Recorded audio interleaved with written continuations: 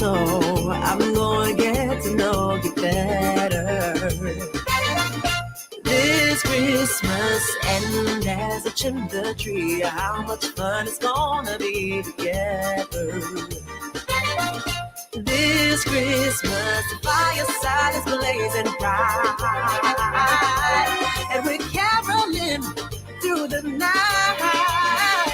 And this Christmas will be a very special Christmas for me, yeah.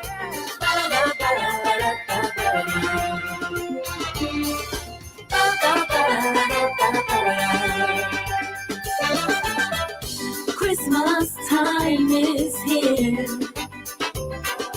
We all must be gay. Everybody merry.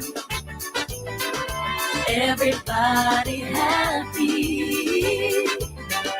No one must be sad. Even Santa's feeling real glad.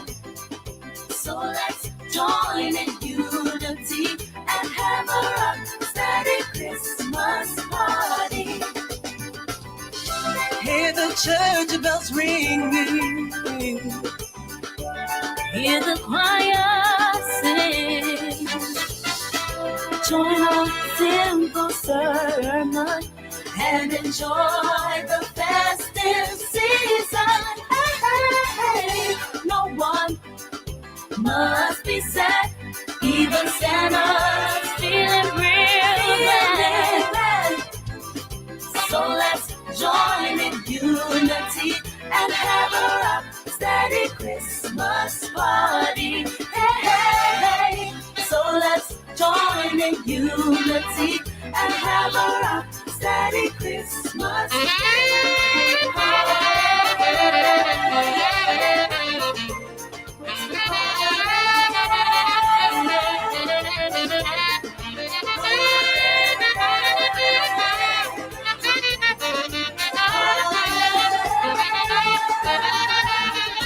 This is the mistletoe jam.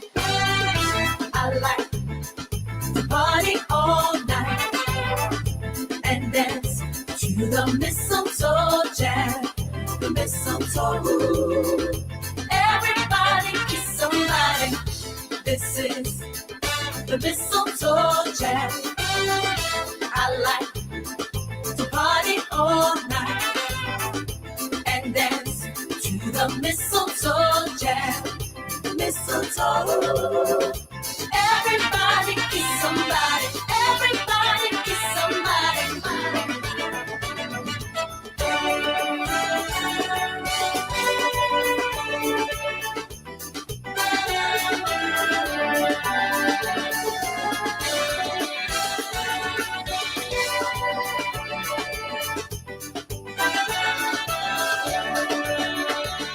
The children wait for Santa to bring them some nice gifts. You hear them promise, Mama, to do no more mischief. The mistletoe, the Christmas tree, the church bells ringing round us. The Christmas cards, the presents too. These are the things of Christmas. These are the things of Christmas.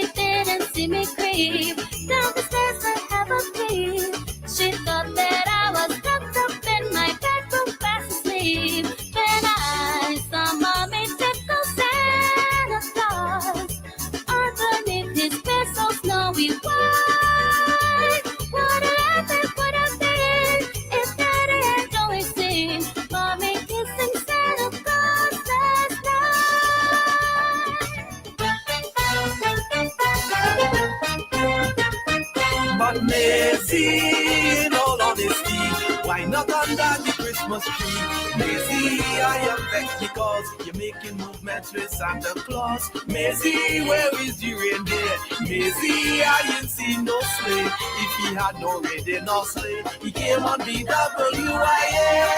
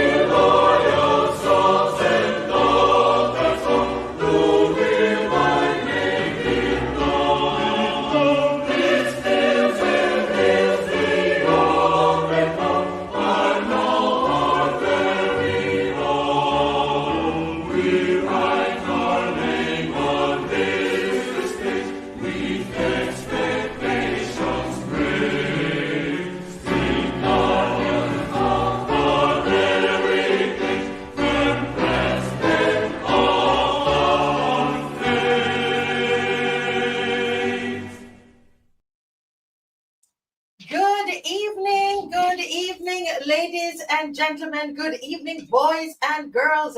You are watching the Marcia Week Show, and we are coming to you live from Barbados. Oh my goodness, you could tell that I'm excited. It's Christmas, y'all. It's Christmas right here in Barbados. I'm holding in my hand the national flag of Barbados. It's Christmas in Barbados, and you just heard the national anthem of Barbados. Oh my goodness, we are excited to be alive, excited to be here with you this evening. And I'm so happy to see everybody who's logged on. It's Christmas. We're doing a lot of shopping, and we're, preparing the turkey, and we're, getting the ham ready, and we're doing the black cake and all of that. But in the midst of that, we have to keep watch. We got to have the turkey leg in one hand, or the piece of ham, or the ham cutter in one hand. And in the other hand, we have our pen or paper, or we're doing our research, and we're getting ready for the elections. So we got Christmas over here. We've got elections preparation over here. Remember, we, the people, we are the opposition. You forgot? The loyal opposition, ye loyal sons and daughters. Come on. So we can't afford for Christmas, and we're eating all the turkey and the ham and the macaroni pie and the black cake and all the, everything else, and forget about what we have to do on behalf of this country. Absolutely not. Absolutely not. I am telling you, it was confirmed today again by someone within the BLP. I am telling you, it's spilling out. They want this to be an element of surprise, but elections are right around the corner, and we are not going to be caught with our pants down. Right, loyal opposition? We're going to continue to educate ourselves. What else do we do? Motivate. What else do we do? Mobilize. And we agitate right here on the Marcia Week Show. And tonight will be no different. Absolutely no different. We have coming up to us first is Mr. Glenn Murray, and he is going to talk about independence and Republic Day. All right, and he's going to make that comparison for us. And then right after that, I'm going to do a segment on David Commission and his fables concerning Ghana 2019. What happened? What happened in Ghana in 2019? What happened? We're going to do some investigation into that for about 20 minutes or so, and then we're going to go right back into our end of term performance grade sheet. And this time around, we're talking about delivering on education reform. So we have a packed show. Then at 9:15, you can call in. And I do have a special. There's a lady who I'm going to get her to call in. She has a very dire situation that where she's been neglected by the government, and we're going to talk a little bit about that this evening as well, and some happenings down in St. Philip. Sonia Brown and what's happening with Sonia Brown and Michael Lashley and this lighting ceremony that is trying to upstage. Is the lighting ceremony trying to upstage Sonia Brown's children's party? Something that was sent to me, and I saw it online and wondered to myself. So we're going to talk about that just a little bit in the Q&A section. Hear your views on it. But let me just take 2 minutes and welcome everybody before Mr. Murray joins us. We are excited tonight. Judy Rock, good night. Matthew B, good night. Teroni Hall, good night. And Judy Gills. Judy was the first to join at 1:47 p.m. today. And she called me. She said, where is the link? I didn't see it up. Hi, Carol, Teroni, good night. Mildred Ben, I'm a big girl. I love that one. Ryan Rock, Mavis Lashley, Beverly Preston, Sandra Brewster, Andrea Critchlow, Jacqueline Aline, how are you? I only got your link on the probate issues just before I tonight, so that will have to go another night, Jackie. Diana, husband's Aaron, Mavis Lashley. This is my Bajan family, you know. Bim Lady. Oh my goodness, thank you for all the prayers. Square 4, Cammy. Oh wow, everybody's on. I only have 1 more minute. Yes, I can make it. Donnie Calendar, Adrian Hines. Adrian is in the Comissiong. Oh, Comissiong. Thank you so much. Let me write down that please. Comissiong. And yes, okay. Thank you. Appreciate that correction. And I still have half a minute. I want to say something that last night we made a statement on the show that the reverse tax credit that it got started was introduced. This is what we saw, and we showed you where we found that on Google, that it was introduced in 2015. Subsequent to that, the one person messaged me this morning, and then I started to confer with others, and they weren't, all of a sudden, they weren't too sure. I searched today, and I could not find anything other than that online.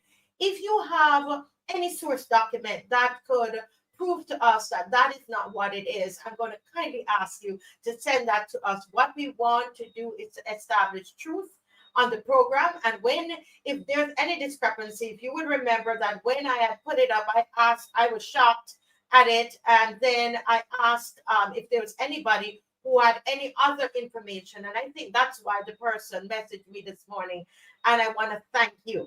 I thank Adrian for the correction. Comissiong. Comissiong. I wrote it down. And somebody's going to help me tonight with that one because I pronounced it so badly for so long. I wrote it down. Dave, if you can help me help me with that.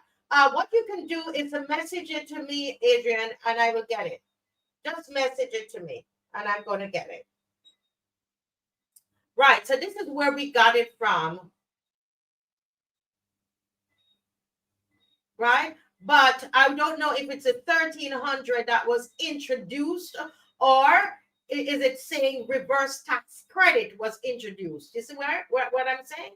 So let's get some clarity on that, please. Okay. All right. Well, we're going to go right into our session with oh my goodness, look at that shirt. We have with us there's a noise coming through. You good? You having a problem? Yes, there's an echo. Let me see. Any better? Let me see. Yeah, there's still an echo. You might have to go and come again. Okay. Let me go out and come again. Yes, Okay. and if it was, I will start the session until it's working. Okay, go again. Okay. All right. Folks, we are having a little technical issue there, and Mr. Murray is going to go out and come back in, so that we want to be able to hear him, don't we? Yes, wonderful. Yes, okay. So, all righty. Now, folks, let's deal with commission. David, am I right? Did I say commission?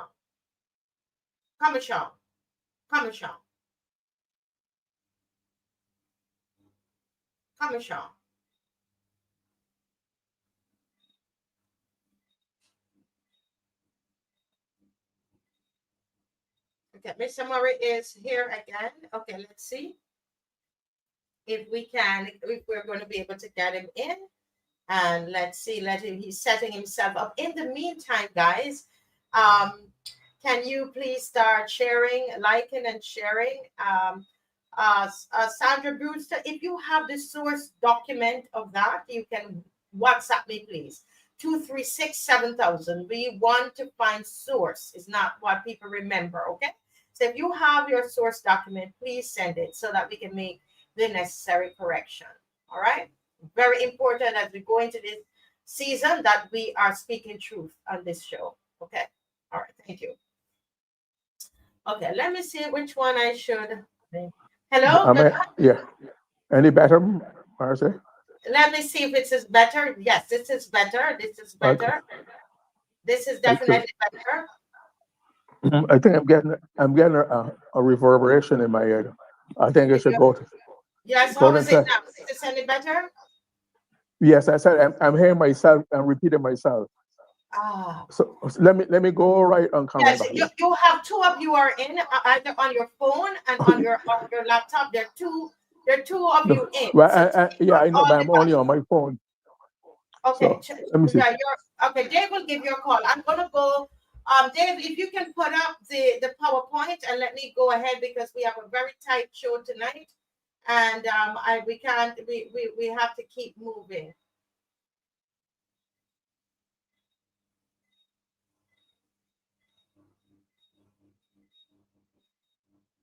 Yes. Okay. All right. So, folks, it's important right now that you share. If you have not shared, it's important that you share. Because this is election season and it is also what you call silly season. And one thing we are going to do, and you can hold my feet to the fire with this, guys. All the panelists, we are making a commitment. We are not going to put out anything on this show that's a lie. Okay? We don't normally do that, but we're going to make a special effort. Because sometimes it's not that we are deliberate in it. Sometimes as happened yesterday, and we're still seeing Google telling us, but people who are older than us in Barbados telling us otherwise.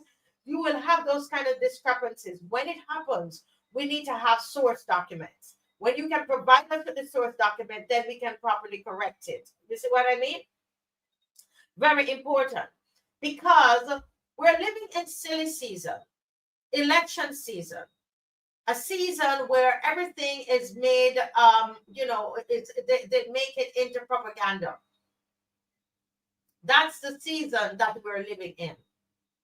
And there was an article that was printed in the newspaper, read to me almost like a paid advertisement. Thank you, Dave. And this is the Nation newspaper. And the article says no bones or flags were buried in Ghana. No bones or flags were buried in Ghana. Okay? We're going to take a look at that and break it down. And we're going to have I want us to really look at the facts. I'm going to present to you facts this evening. All right? And I only have about 25 minutes to do it in. Okay, Dave, let's go to the first slide. Pay attention, folks. That's what I wanted to share early. The purpose of this presentation is to examine the 2019 Barbados Ghana ceremony at Asimanso. We're going to compare narratives and evidence. We're going to assess implications for transparency. All right?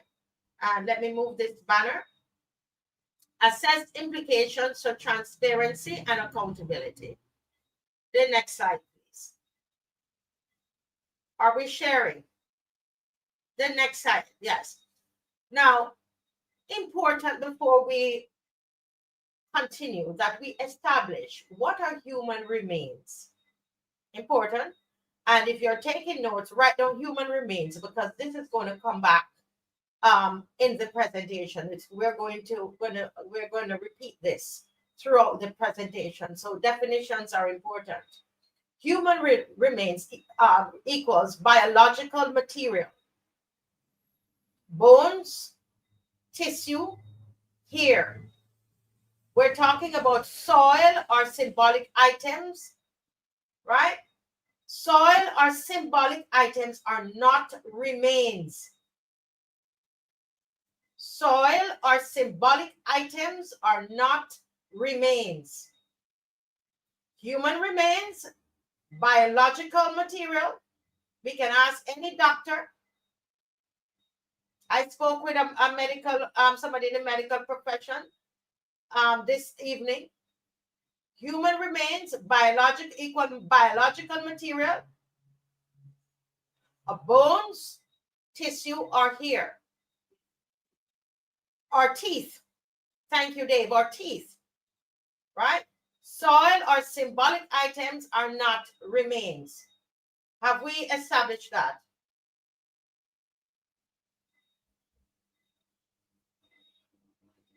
Have we established that?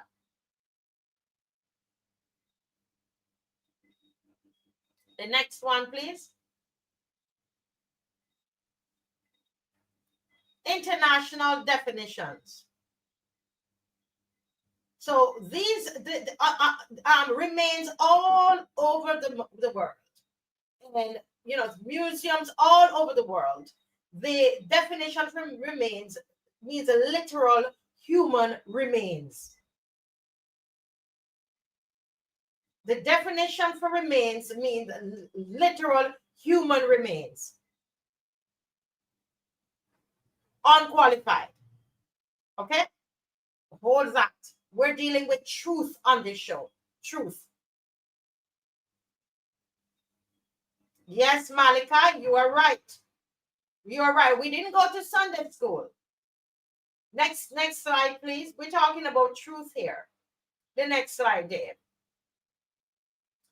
On the Ghana official plaque, and if you look at that, I believe it was that,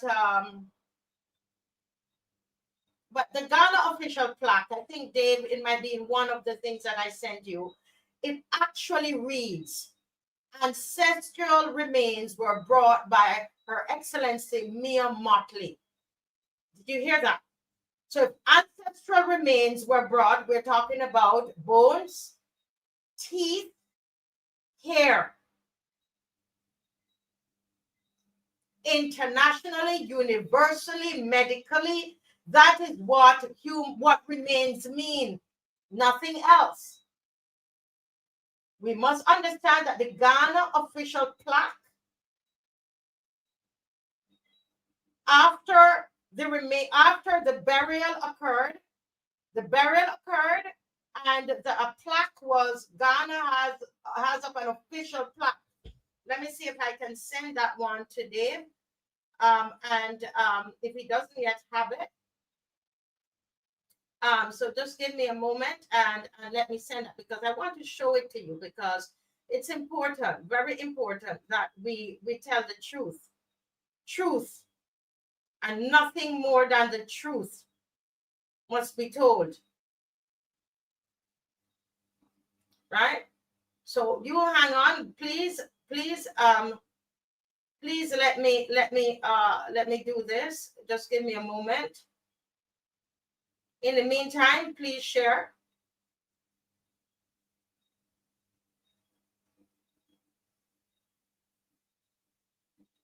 But I know I have it. Where are you? Where are you? Not finding it.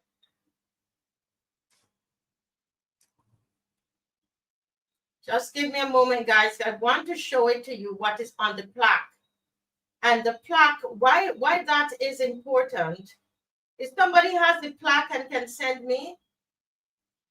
Okay, it's right here, Dave. It's right there at the bottom. It's at the bottom of the article.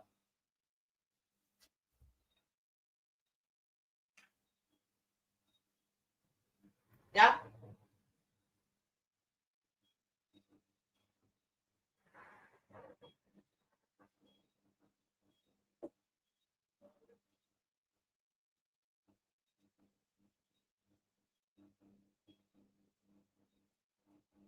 All right. So,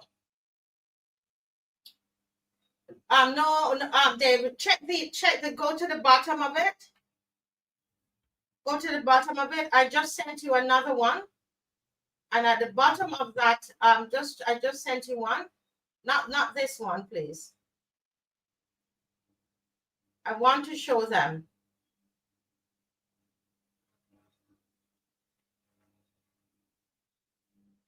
Okay.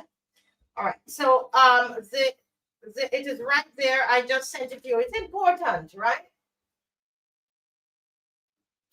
It is important that we see what is there, because the David Comissiong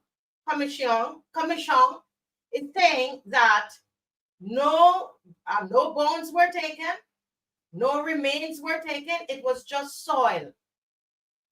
However, the official plaque in Ghana says remains.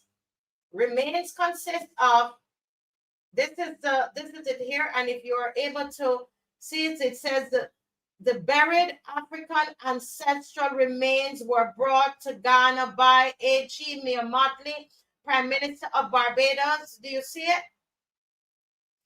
And at the top it says, in commemoration of the 25th anniversary of Emancipation Day celebration in Ghana, the buried African ancestral remains were brought to Ghana by H.E. Mia Motley, Prime Minister of Barbados. Yeah? Yes? Okay, wonderful. Yes. So we're saying that what David Comissiong is saying is actually fables. Did not go so. Okay? Ancestral remains were brought. This is what the official plaque says, the Ghana's official plaque. Dave, let's go to and it's a permanent historical statement. All right? The next implications of the plaque wording. Ghana did not say soil or symbolic items. Ghana did not say soil or symbolic items. It's the plaque specifies real ancestral remains.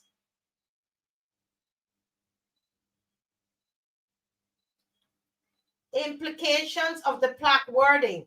Ghana specifies real ancestral remains, right? Not just the plaque, but I've spoken to journalists in Ghana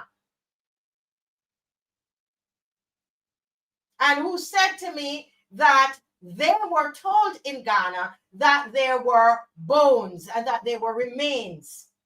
Remains, again, here, bones and teeth. Continue, Dave. Thank you. The Ghana media coverage reports consistently. Do your own research. Reference burial of remains. No mention of symbolic soil.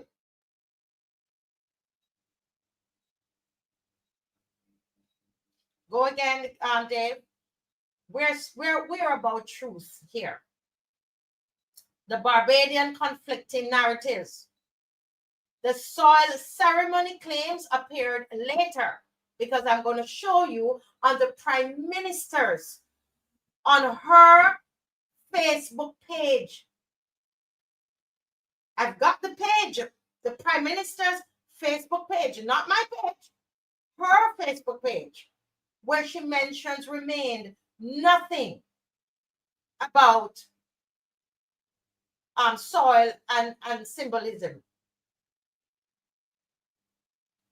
Later narrative contradicts Ghana's records and diaspora reburial practices. Now, I must say here to everybody listening that I was called by someone in the Ministry of Foreign Affairs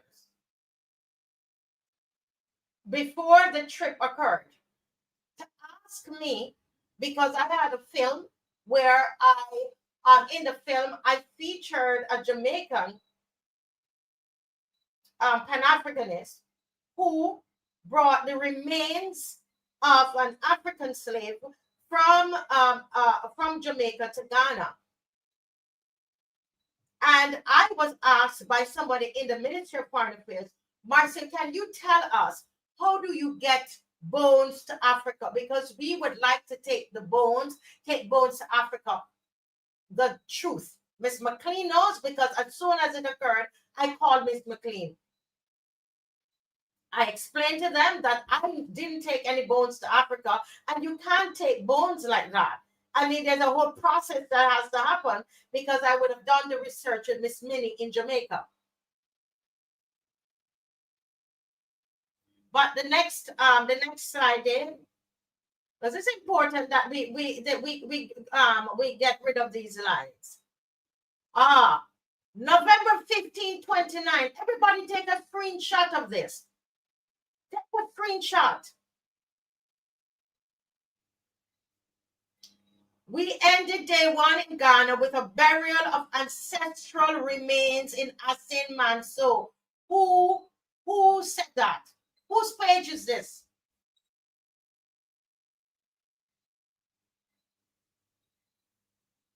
Whose page said this? Mia Motley.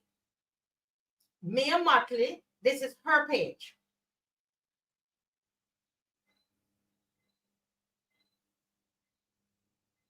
Mia Motley's page. November 15, 29. That's what is said on her page.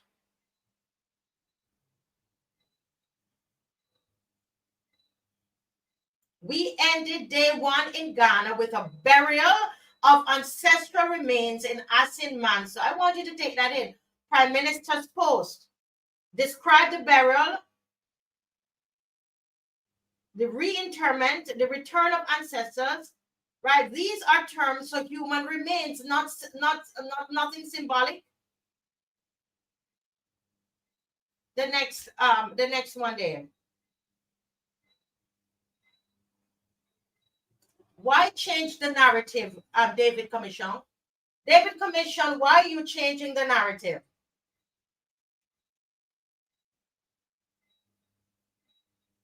Why change the narrative?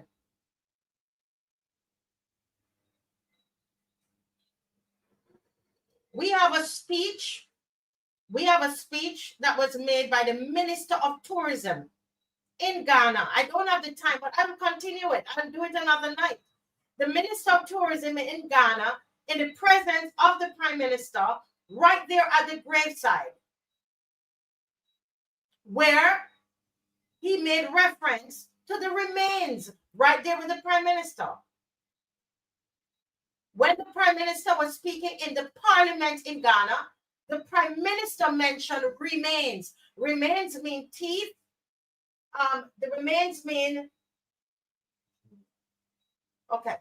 Remains mean, probably another night there. Remains mean teeth, hair, and bones. That's what remains mean.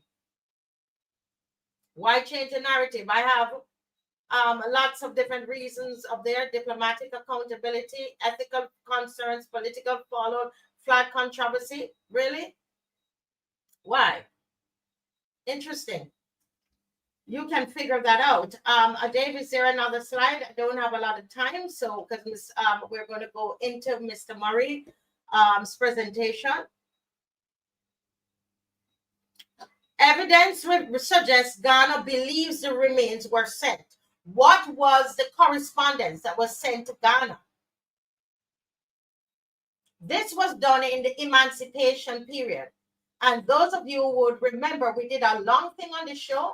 What had happened, there were two countries that had brought back remains, the USA and Jamaica. And Barbados wanted to be in the do. If you notice, you're going to see the when we show you, you're going to see there are two graves, and then there's the Barbadian grave.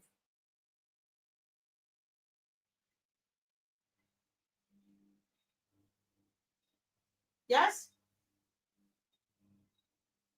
So there are historical consequences because the historic plaque says remains.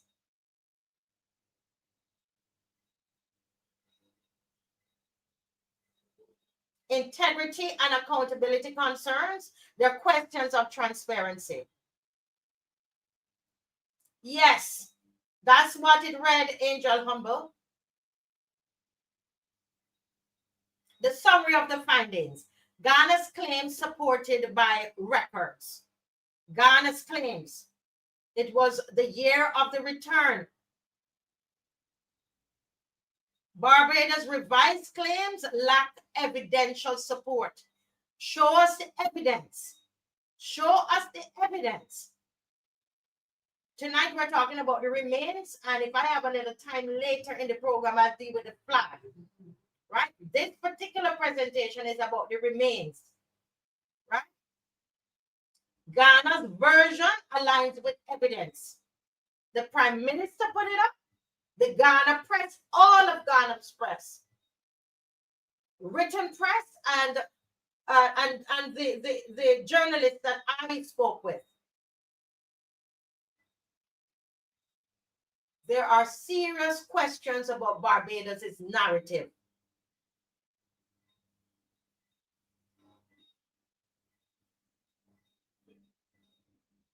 Yeah. So I think that there's a lot of questions. We're going to get back to this, Barbados, because one thing we're not going to tolerate in this season is any half-truths and propaganda and any lies. And so what we need to see is the government needs to produce the documents that were sent to Ghana. When you wrote to Ghana about your interest in going to Ghana, what did you tell Ghana? Why is it all of their press says remain? Why is it the plaque says remain? Why the speech that the Prime Minister made in Ghana says remain? The what she wrote on her page says remains.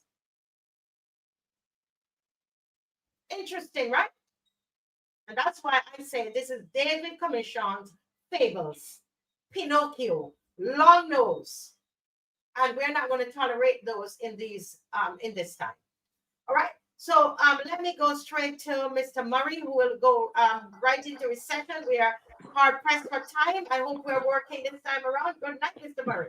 Good night. I hope you got me loud and clear now. Yes, it seems that way. Can you hear? Good. You're hearing yourself? Yeah, I'm hearing you clearly also. Okay. First of all, thanks for welcoming me. And before I go further, let me extend all the best of the coming Christmas season, New Year's, and all the best of the seasons to you, all the viewers and all the listeners. Can I say a quick comment on Mr. Comissiong's treatise in the paper today? Why Yes. did he do this 6 years after the event? 6 years. What would have compelled him to do it 6 years and revive a controversy? And also I heard him invoking the name of Mr. Allman, who was the chief of protocol, a public servant who I think has retired by now. Why did he have need to invoke Mr. Allman's name? I think it's bizarre, and there's a lot more. And why would he? He's not ambassador to Guyana. He's ambassador to CARICOM. He's not ambassador extraordinary plenipotentiary to the world. Why does he have to try to sell that story? He thinks they'll protest too much is what they said in Shakespeare. But let me go into my presentation.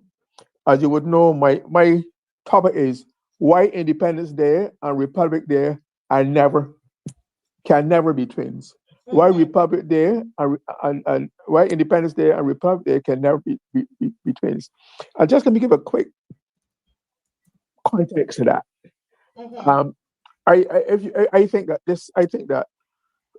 that the reason why the never be twins was represented at a number of events in Barbados during the independence season. First of all, the church service, which usually sets the tone and the standard for the rest of the program. There's a national Thanksgiving service, an interesting name. One of the reasons why I think it doesn't resonate with Barbadians don't speak of Thanksgiving. Thanksgiving is an American, I think also Canadian, which does it in October. I think the Americans do this in November. So when you say the language matters, words have merit, and they want words that work. National Thanksgiving, national independence means more in the Barbadian context and psyche than Thanksgiving. That apart, I think that from all I've seen, I watched the entire program. It was probably the most poorly attended such activity that I can recall. There were plenty of seats, even in the official section, downstairs. I don't know if you watched it, Martha, but it really was a disappointment. I saw the empty seats. Okay, and it had the whole tone and tenor of it. It did not really elevate the country. It did not even seem to elevate the people who were present there.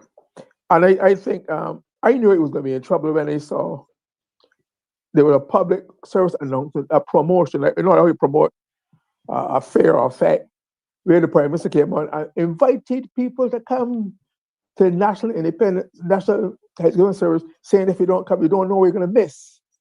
I'd expect her to say, I was like, what, see and be there, or something like that.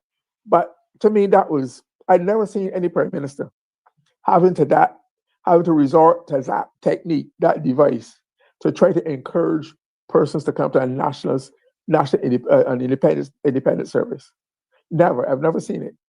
I thought that alone told you something about the whole rhythm and composition and mood of the country in that respect. And I would know because, and I think also the National Thanksgiving Service talks about the theme was transforming our nation through faith, hope, and love. Transforming our nation through faith, hope, and love. What that means is that the person who preached had to speak within that context, rather than something which he would expect the word of God, the Spirit of God to open his eyes and ears and mind to speak to a particular thing. He therefore had to speak, he was confined and compelled to speak to the theme of the service, which I thought robbed it of its essence and its spontaneity and its creativity. So therefore, I thought that after that, I thought that's a bad tone and bad for the rest of the of the program.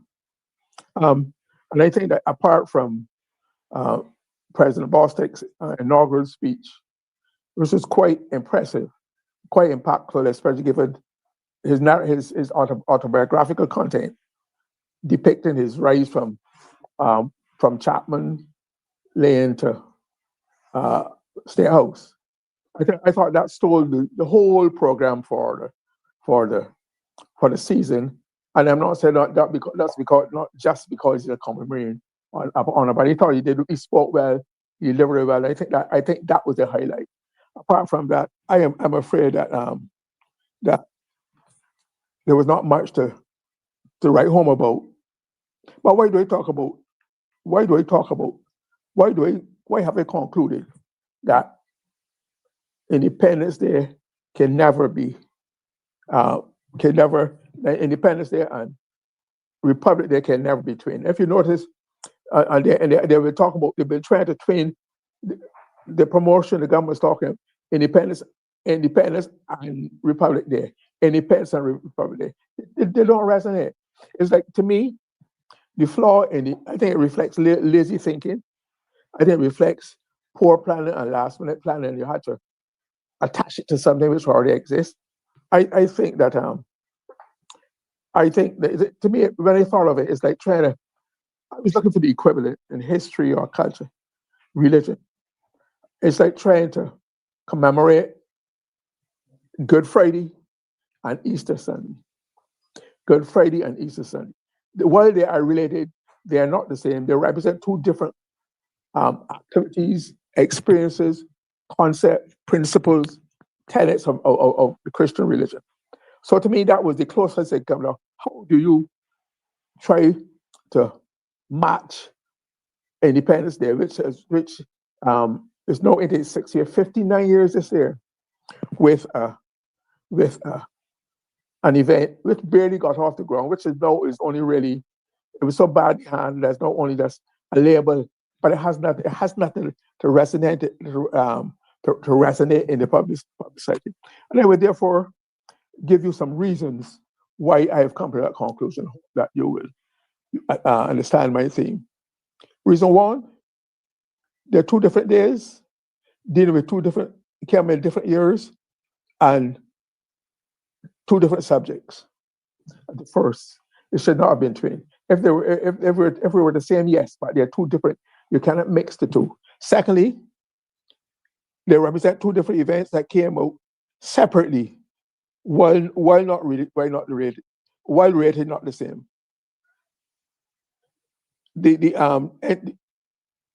So they're intellectually and emotionally they resonate different in Barbadians. But Barbadians have had 59 years of celebrating independence. And I give some details of why it would have not gone down well with them and got them in. Number third reason, why independence has accumulated 59 years of observation by successive generations. And there were 3 generations, 2 to 3 generations, 59 years. Republic is yet to make its impact on the public after 4 years of existence. Again, because of how it was implemented. Number 4, the circumstances and methods by which they came out were vastly different and contrasting.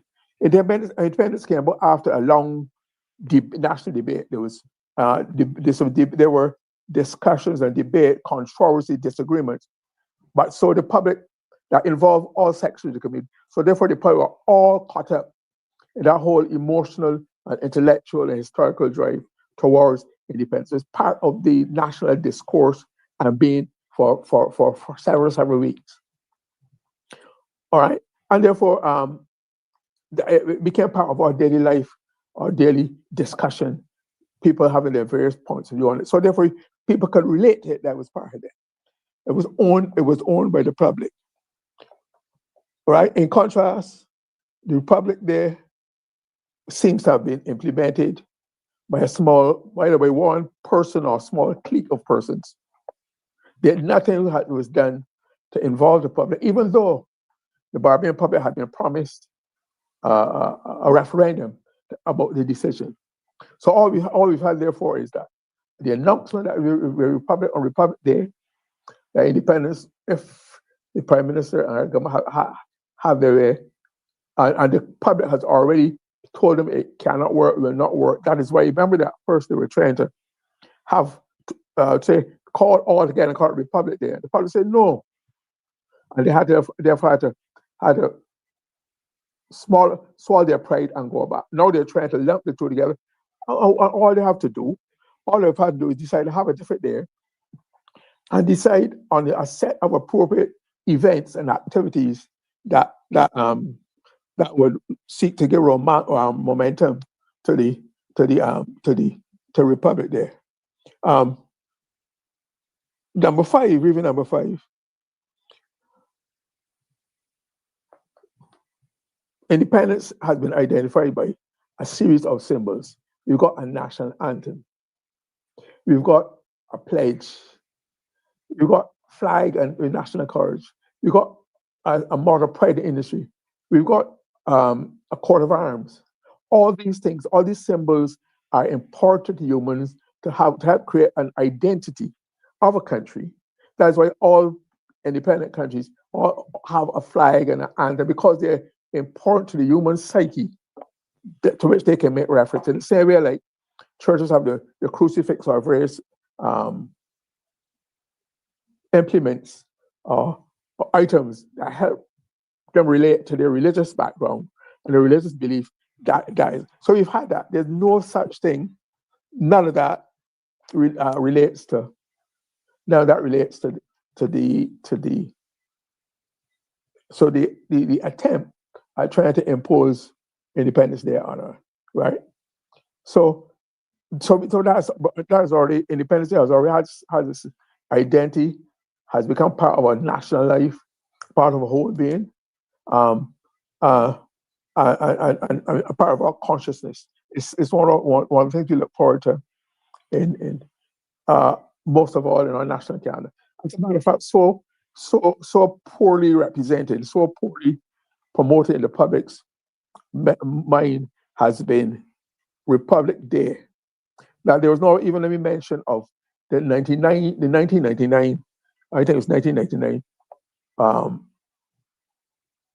production of a song, the Republic song. I think, yeah, Republic song, 1999, which had a very short life during the 1990 campaign. I know because I was part of that campaign. And the Prime Minister of that song very well. But how come we not even bring that back? To stimulate the people to tell the story of the Republic in sound in the same way we tell the story of our independence in sound. There's no such thing. In fact, because it was a prematurely done, it was a premature step that never got off the ground properly. And it was not even thought to be good enough to be incorporated into the Independence Day. Not only that, Independence Day has its own pageantry, pomp and circumstances, and parade and pageantry, colors, right? Well, there's no such thing to relate, to identify, to promote. So it exists as a sterile concept that has never been flush and identity and symbol that would catch the public's imagination that they can do. As the same way that independence has we even have a cuisine at independence. We have conquista at independence. That there's not even a drink called Independence Republic Day drink. So it has been they're two separate events, and I think that it would take a long time, if ever, because I think the public there's a principle of human behavior that we hear about it in relation to politics, etc., called the wisdom of crowds, where people in the country, in a situation, independently of each other, sit down, discuss work out. We are either for this or we're not for it. And an exceptional example of that took place with the attempt, the ill-fated attempt, of the government to um, eradicate Independence Day, morph it into Republic Day. That was rejected outright, and now they're trying to retain it. When all they had to do was they have a whole calendar. They have selected a time of the year for how Republic Day stand on and of its own, because the two are, one has led to them, but they're not the same. They're related, but they're not the same. Like I said. So what has happened now is that we have Republic Day with no program, no identity, no symbols, and no program of celebration attached to it. So you're trying to piggyback now on trying to piggyback now on Independence Day. But in addition, I think also that I also think that what has happened is that the government has, by its mishandling of the Republic Day situation, has done to Republic Day what has been done to Emancipation Day. Emancipation Day has been around for long enough that there should be its own discrete program, unique program, developed to commemorate in a very substantial national day, to give it designation. Not just a walk and those kind of token. There should be we've been around long enough to have done it and done it well. And the same thing has happened to National Heroes Day on the 20th of April. That's been elected since 1998. Emancipation Day came before 1998. So they've had a long enough time where the planners and the creatives and the purpose and imagination can have a dialogue, a discussion, suggestion as to how we think we should celebrate Emancipation Day, National Heroes Day, and even Republic Day. They give it the clout and the significance and the thought and the body that they all deserve. So I think it's laziness on the part of the government, the failure, well, particularly in the context of Republic Day. It was done so there was no involvement. It was a flash. It was something that was done unilaterally, like it said, and it robbed the country of building that tradition from the beginning to have an event a national event that can stand on its own because of the content, because of the reason for the rationale for it. The goal, what is the goal? All these things are things that you put into formulating a program. What are the objectives? What are the goal? Your methods, how you will work towards that goal. What your devices and techniques you use to make it attainable. And the same thing should have done to Republic Day. In the same way that over the years, Barbados has over time developed its own unique program of independence, which nothing can substitute anywhere. I think we should have spent time doing the same for Republic Day. And the government has itself to blame because so far it has not really gotten off the ground in any meaningful way, and I don't think the attempt to pin it and conjoin it with independence has really taken off. The highlight, like I said earlier, was still the Independence Day activities, which have become part of our life, involving children, etc. There was nothing they except for there was not even a display by any of the, from what I recall, of any of the groups on parade of Republic.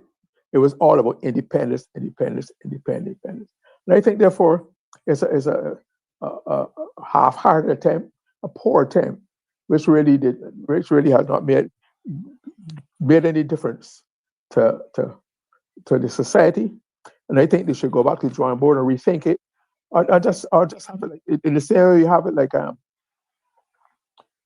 day of national significance to commemorate the July 26th uprising riots, or what you may call them, 1937 in Barbados. You can do that. It doesn't have to be a holiday. You can have a series of programs that will still highlight it and, and give it its historical and social and political significance in a way. And the same thing can be done, could have been done, and should have been, and could still be done to independence, to republic. Rather than trying to, like you say, trying to piggyback and ride jockey on independence. And I think it's the government has not, like I said, to be blamed. It should be it, it should be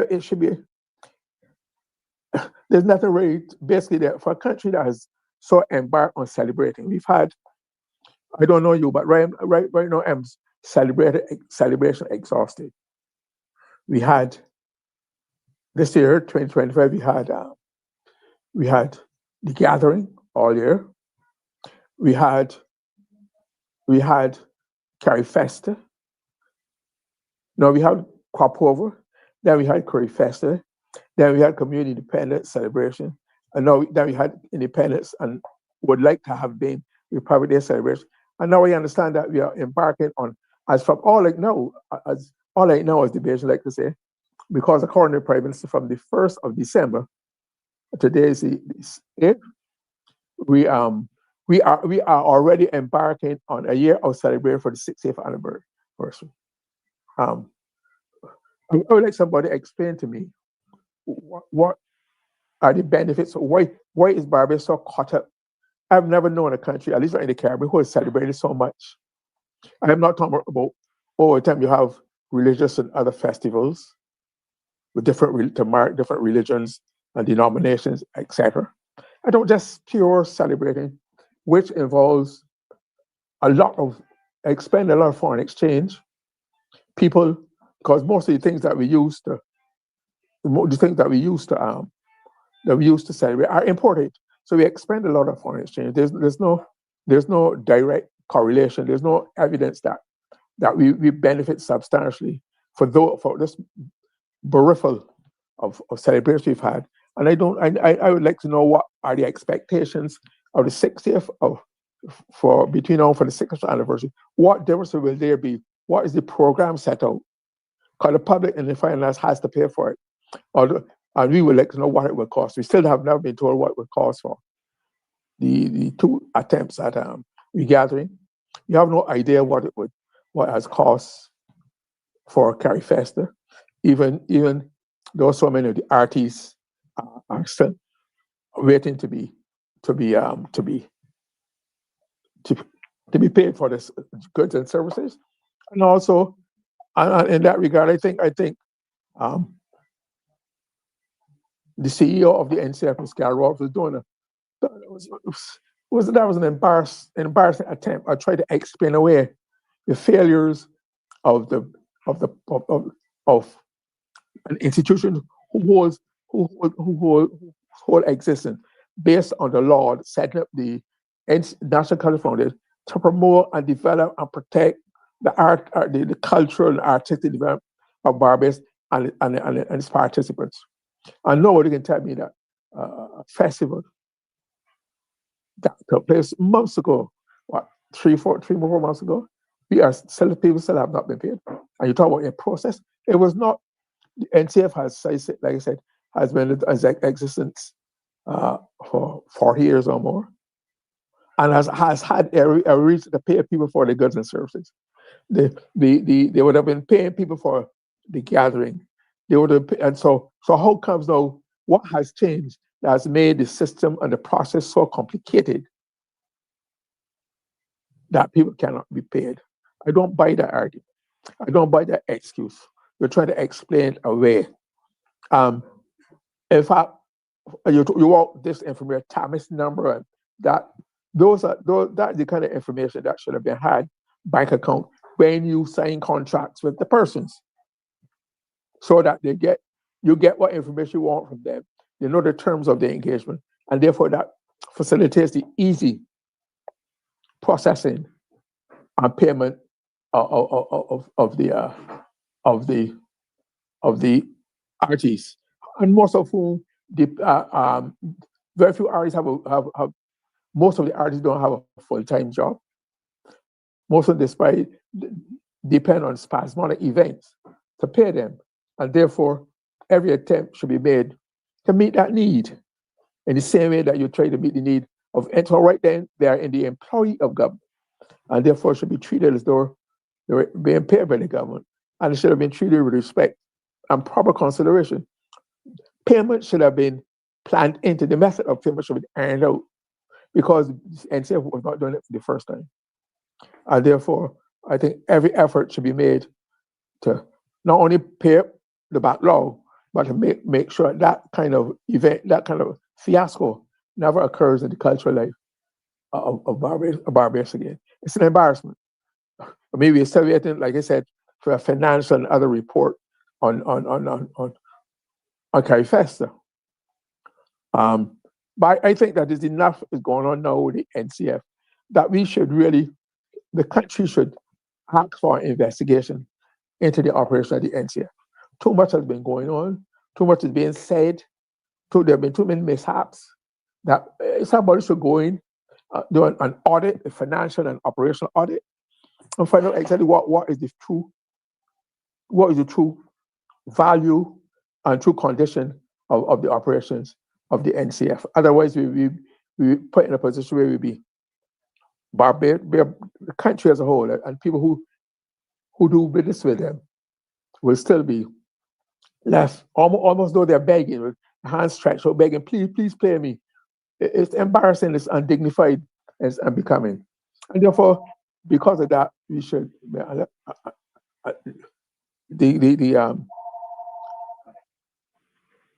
hello?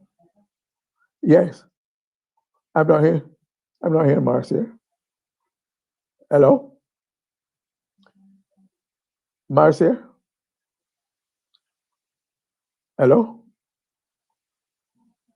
Yeah. Anyhow, like I said, we should use this incident, which is fresh and public, to mind about the non-payment, the late payment, the protracted non-payment of people involved in Carrie Festa. Plus, I heard that part of the problem I think too is the press. For example, there were some events around. There was something at the Bacon ground, the so-called botanical gardens. A morning, it was start at 11, from sunrise to sunset. It was to go from 11 till 4 to 6. I understand it started at 4. Started at 4 o'clock. They only had a few people around. And what event was that? It's called Sunrise to Sunset. Mm-hmm. It was an event a couple of weekends ago. It was to start at 11 o'clock in the morning and go through like 6 p.m. Mm-hmm. It never going until 4. And one of the reasons why it didn't get going, it was very poor attendance. You see? And there was an embarrassment. Then they had said, we have to do something to interview people, and then people, but the vendors felt very, very disadvantaged. There was nothing. There was nobody, no patronage. I just think Barbadians are, people are having tough economic times. Mm-hmm. Entertainment every weekend cannot be the priority of the Irish Barbadians, who are responsible towards themselves, their family, out in the country. Plus, at this time, people's intent and focus are on Christmas. So to have an event like that, I think there was another one attached to it that did not do well. But it is not, the press did not mention anything about it. Mm-hmm. There was promoters, there was no report saying, well, there was a big turnout, a good turnout, it was a good show. There was no review at the show, etc. They give you, if there was no indication as to how the patronage was, how successful it was, whether it was worth the effort or not. And I think in that regard, we are hard done by, because we are not getting financial reports from the NCF or government in general. We are just listening to platitudes and self-proclaimed, self-glorifying statements from ministers as to how good things are and how successful was done. But we are not getting any hard data to guide us in our conclusions, to make us know when it's money well spent or whatnot. And I think we've got long gone past that. And we have to demand better and stand up for more. Unfortunately, unfortunately, the artists, and I quite understand the artists. I'm honestly believe the artists, the level of respect for payment or remuneration for the artistic community, but popular entertainment, the performers particularly, is worse now than it was nearly 60 years ago. Some people make less money, right? And so therefore, and because of that, artists are reluctant to speak out because I know people, friends of mine who have been victimized. I know persons who are not looked upon, and you get this favored, what I call favored artist, most favorite artists, the Peter Rams, that whole gang, right? I'm sorry, not gang, group of persons who are always in the do. Always, I don't think they're more brilliant than anybody else. If they were so brilliant, they've been doing stuff internationally. But the Barbados circuit by government, because they're regular payment, there are people that you understand get almost a monthly pay by NCF because they're so regular, they're such regular. So what qualifies them for that? So that was I think we need to look into the NCF. Look into otherwise, and I know, and I say it because I've had my dealings with the NCF when I was Minister of State in the Prime Minister's office. I had responsibility for country, and there were some things that caught my eye and ear, and I had to intervene to stop them. I understand. I one time when a new management came, I think at the beginning of this 2018, when the new management took over at the NCF, I was told from a very good source that a different and a special financial arrangement and system had to be implemented in order to stop any hemorrhaging or possibility of things happening that should not go on. So we with that kind of context, and that you see the NCF now has responsibility for rum and food and rum festival, food and rum festival. So there's additional. How much more can it do? How much more can I do it well or do it poorly? In order to protect the taxpayers' money, because it's not anybody's, not members of staff or benefactors. It's being paid out of the taxpayers' funds and taxes, and we have a right to call for it to account and to seek a proper redress of the situation as anything. Why cannot? There's no reason why they've had other departments that we've had investigations and surveys and checks on just to make sure. Let us do it now before something happens that we might even be more embarrassed for it. I think we have to protect ourselves in every respect. So not only as statutory boards and central government, whatever, but this one is so much in the public's eye, and there were so many stories coming out that I think it needs to be addressed. All right. Any questions you want to add in that regard? To be honest with you, we had some technical issues because normally I'm here with you. Right. So I was listening of doing some things and listening to you. But before you go, that question of the reverse tax credit that came into being before. I'm pretty sure. I would almost not swear on my life. It came. VAT was introduced in Barbados in 1995. And VAT came into being to replace 11 other taxes. You consolidate all these taxes into one. And because VAT in economic terms would be considered because it's based on transactions. It's what I call a regressive tax. I'm sure you know what this is. Regressive tax, which means it's supposed to impact on the less wealthy more severely on the wealthy. Because every time they do something, and Prime Minister Arthur introduces reverse tax credit as a means of putting it back to the working class.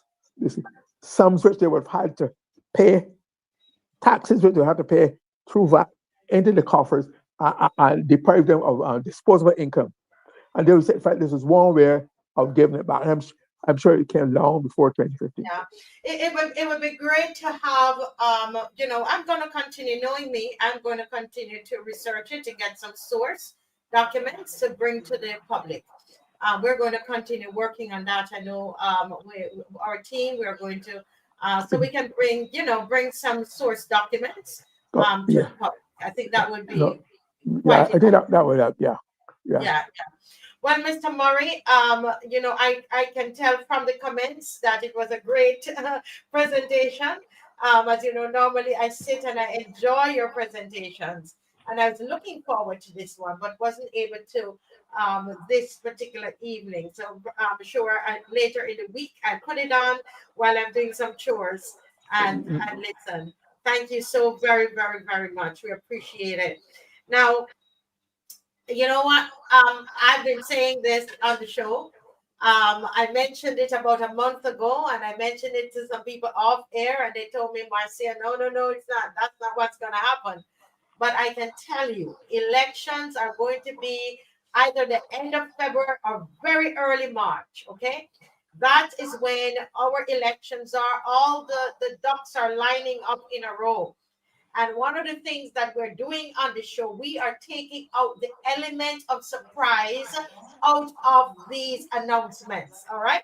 And I thank God for those even within the government who are letting us know what is happening. People who have the information are letting us know. And that is beautiful. Keep But doing that, please.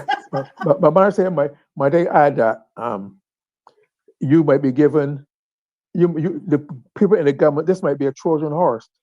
The It might people might give you information to get the whole process a bit excited for them to be premature and exhausted yes. by the time the real thing comes. So you have to, No, yeah, and so it's not just the it's government, but we have three sources, but we are very aware of that. And there's a method to the madness. There's a method to it. okay. Yeah. That's I have been around several elections. I've been Yes. in government elections, so it is clear that they are moving towards elections, but I am not yet convinced it is so early. Yes. I I'm think I'm thoroughly convinced. you're 30. Okay, well, okay, you will have your reasons. We will For see. for Time for time for will one tell. thing, for a government which is under so much pressure for roads and transportation and health and education. We got to talk about education.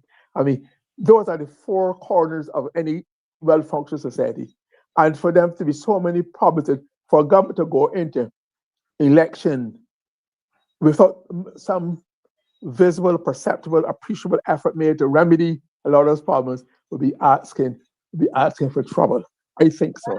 They, I they think might so. they But might think that they have no choice because the longer they wait, then more people are disgruntled. But tonight we are talking about delivering on education reform. Last night we had a wonderful session. I got so many calls this morning about that session. Fantastic panel last night. I know um, Miss Rose Corbin is going to join us, Mr. Murray, tonight. And Mr. Bob is supposed to be joining us again tonight. But we are going to start the ball rolling. I know you were never a minister of education I acted as Minister of Education on several occasions. on several occasions. Yes, Wow. yes, I remember that. So And I how have was that? How was that for you? fine because it just managing is all about management. You don't have to be an expert in the field, but once you can manage and once you can think critically, Mhm, conversely, you can take those skills into any environment and do well, or get by, or not cause a catastrophe or disaster. So, mhm. so that's what I did, right? Yes, yes. Well, and I mean, like anything else, it's good management, and I love that you mentioned that because I believe that that is one of the problems, one of the ailments of the Ministry of Education That is one of the main problems of the whole government. of the entire The government, right? government, yeah. Yes, Yeah. Let me tell you where education is concerned. I yes. see there was a big pronouncement of the minister, misguided, naive, still learning the ropes, talking about they can try to give this statement of account about he wants to separate the cost of value. I think the first thing you have to do is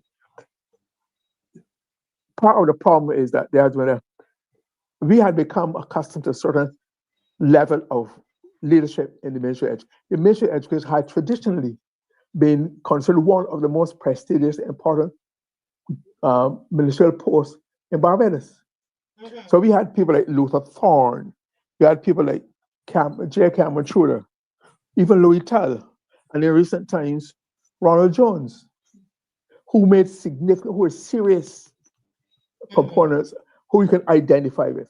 But in this government, Let me get those names again. I know Ronald Jones. Ronald Jones, Louis Tull, who was a Minister of Education under the BLP. At one time, he was Education and Culture when we had Carrie Fest in 1981. Sir James Truder, Yes. everybody, right?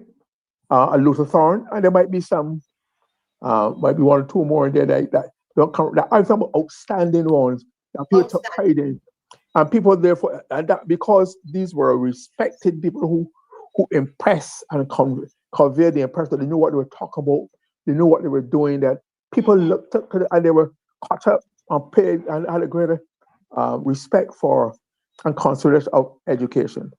I think that has fallen away for a number of reasons. I think it has to do, like for example, apart from those names, let me just look at the present government. We've had 4 ministers of education in 8 years. We had Sante Bradshaw, Minister Bradshaw. We had Kay McConney. No, we had Chad Blackman, and along with Sandra Husband. Yes. Right, and before that, I told you, yeah, I do. People, a lot of people probably don't remember that one time. I'm pretty sure that Anthony Wood was also Minister of Education. Reginald Farley had peace, and I think Kathy Greenwich, but they never really made their mark. To be frank about it, in that regard. So it's a long time since we've had talk what you like about Ron Jones. Ron Jones had an impact and seemed serious and well versed in education. And nothing has happened. Why do you say Ronald Jones? Because you see, one of the things that somebody said that what they, part of the propaganda, and we're trying, Mr. Murray, to be truthful on the show. And part of the propaganda is that all of those 10 years by the DLP, they were all lost. This is a lost decade. However, you are mentioning Ronald Jones. What about Ronald Jones? Because I'm surprised. Honestly, I would have to say I'm one of those that drank the Kool-Aid back in 2018. Okay. So First of all, let's deal specifically about Ronald Jones and the Ministry of Education. I think, first of all, I think he kept that ministry for 10 years. Yes. But between 2000 and 2018, right? 10 years. And that would have told you something, that there was no reason, or there was no perceptual reason why he should have been moved, because of he expanded the range and numbers of sixth form schools in Barbados. I don't have a lot. I never really studied his portfolio and his record, but he was significant. He convinced people that he had a feel for it. Maybe because don't forget, he had been a teacher himself. Yes. Saying that Earlston. So yeah, he exuded a familiarity with the subject. He spoke the language. He had the image of a school teacher. He felt at home and at ease in the field, and he performed credibly in that regard. One of the problems with the 4 ministers of education we've had so far is that there's been very little policy.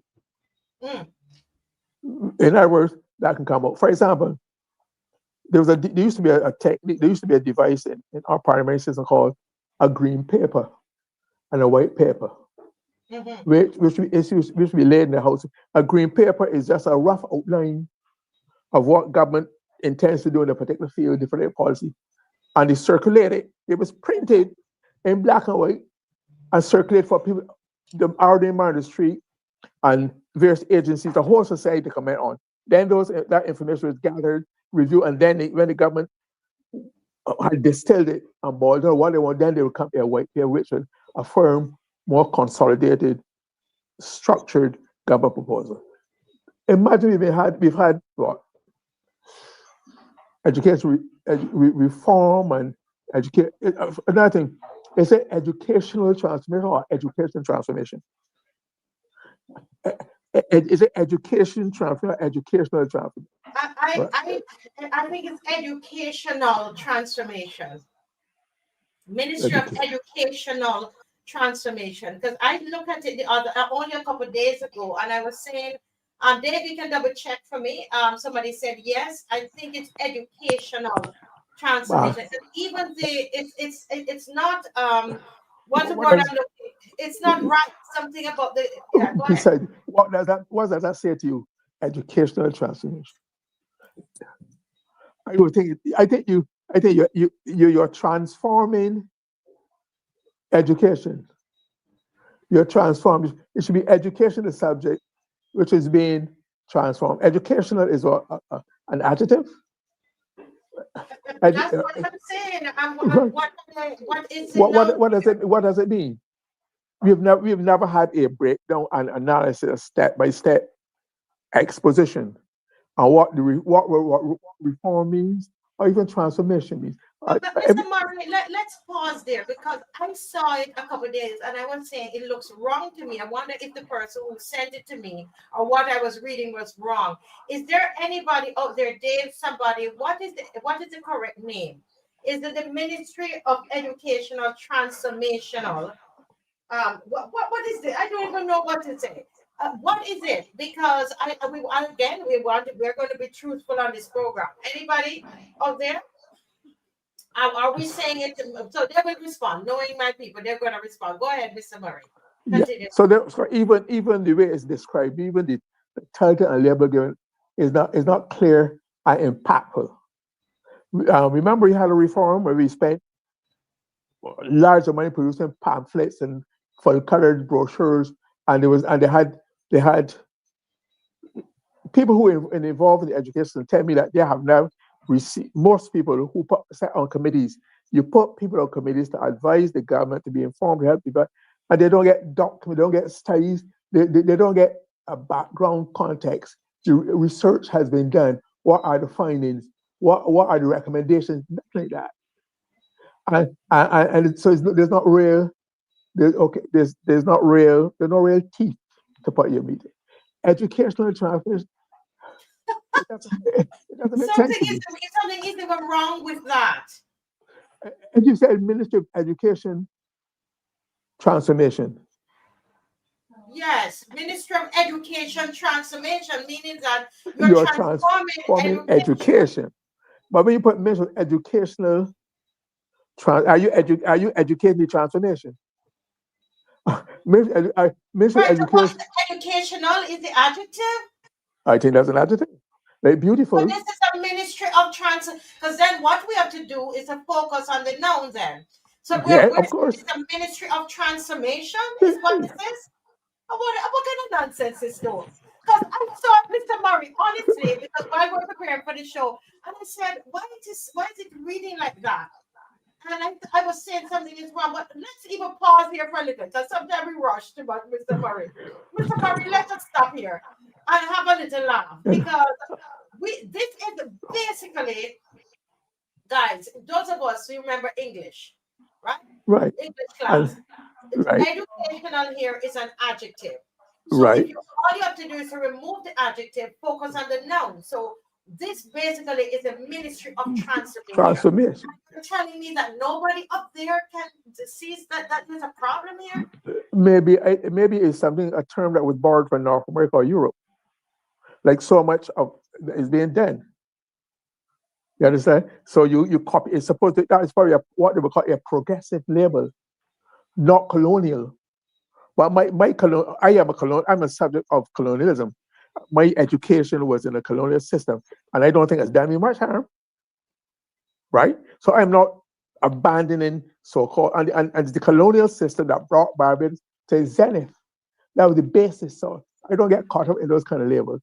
All right. So, but nobody's defined to me what they mean by transformation. Nobody has defined what they meant by reform or efficiency. They use these terms which they think you're supposed to miss, have the positive, but they mean different things in different contexts for different reasons. Very interesting. I'm still stuck on the name.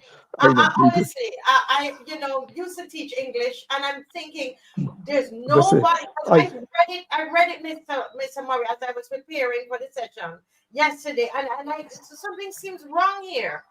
But now that we I are talking about it, this is basically we do not have a ministry of education. We have a ministry of transformation. yeah. I have a familiarity with words too, because I don't mean to blow my own trumpet, but when I was at sixth form in Cormier, I got the prize for English literature. I still have the book. It cost £20 in those days, in 1962 for A level. £20, a lot of money. It was an encyclopedia for my performance for coming first in advanced English at Cormier. So then I've been in journalism writing most of my life. So I have a feeling of With that record, I need to invite you. I know you don't come on Wednesdays when we're doing our book study tomorrow. Everybody, please remember chapter 1 of Animal Farm. And so this would be great for Mr. Murray to come on to help me. I teach literature. I've taught literature and English, and I'm gonna have fun with that. I would love to do a session with you on with that because that is going to be like, pooh. I'm looking forward to that session tomorrow. But back to this thing here. yeah. Dave, I also sent you I sent you a list, David. Look at your phone and you can put up the different areas. But continue, Mr. Murray. Yeah. So I think one of the things that has to be done is to when I grew up in the 50s, everybody had an appreciation for education. It was part of the national well-being and psyche. Get to go to school, get education, make life better, and society improved on that basis. When it was, I remember people were changing education even before for labels. When it was going to Cormier, when they got a fourth form or so, people used to third form, fourth form, people used to leave Cormier and go to the evening institute to do technical drawings, etc. Some of those persons turned out to be architects, very fine architects. And people thought Cormier was going mad because it was teaching people to go into a newer secondary school to do technical drawing. So there were changes which were evolving in society. Then we have the Evening Institute, which was the forerunner of the Simon Jackman Press Institute. So I'm saying that there were gradual, evolutionary, step by step, accretional changes in education. But there was a regard for, in the same way, I tell you, in the same way that we now talk about value and appreciation, value, cost of undervalue, and appreciation and value of education. Look, let me show you how this society has changed and stands and its value is set. There was, when I grew up, again, I can tell from my experience in Swansea, everybody kept around the houses clean. There were child houses, they wouldn't have any permanent foundation, but the grass we used to grow. we have to come back to this topic here though, right? Okay, yeah, I get. I'm sure where you need a national people appreciate it as a natural, as the social circumstance, as the societal standard that you keep your surrounding clean. They believe in that's why you got cleanliness is next to godliness. But then you have to have a competition. That's why you have gullies that are being there because that value, the value on being clean and tidy in the environment. We didn't do it because only scientific. It was just the whole community standard that the same thing has to apply again to education. Where from? That's my favorite. Education should start in the womb. From the time the mother is pregnant, she should be exposed to stimulation or stimuli of various kinds for sure, and the child. And that's how the children do well from early stimulation, because life is made of stimulus and response. If you don't get the stimulus, you don't get the response. Yes. And so we need a consciousness, not only the dark, where people again attach a societal, cultural, psychological value, not because you want a PhD, but because although there's nothing wrong with man, anybody having a PhD and doing whatever job, because you're educated beyond the regular capacity, and nobody can be worse off because of that. Yes, yes. And and as you said, it's a philosophy, it's a concept, it's an understanding and how we approach it as a society. But let me welcome Dr. Ferdinand Nichols. He's watching from Colombia with his lovely wife, Julia, and she's still undergoing medical consultation and tests. And we want to assure you that we will continue to pray for you, Dr. Ferdinand. We do miss you, and I do miss you for sure. And all the guests, all the viewers, you can hear them in the comment section, and they're wonderful comments to you. And we want to bless you. Please give your lovely wife a big kiss for us. All right, but let's get back here. Promises made and Yeah. their status, re-education. And I see Miss Corbin, and Mrs. Corbin is in, and she's going to give me a thumbs up if she's ready to join us. She will give me a thumbs up. Okay, so I'm going to wait until she gives me a thumbs up. I don't think she's hearing me at the moment.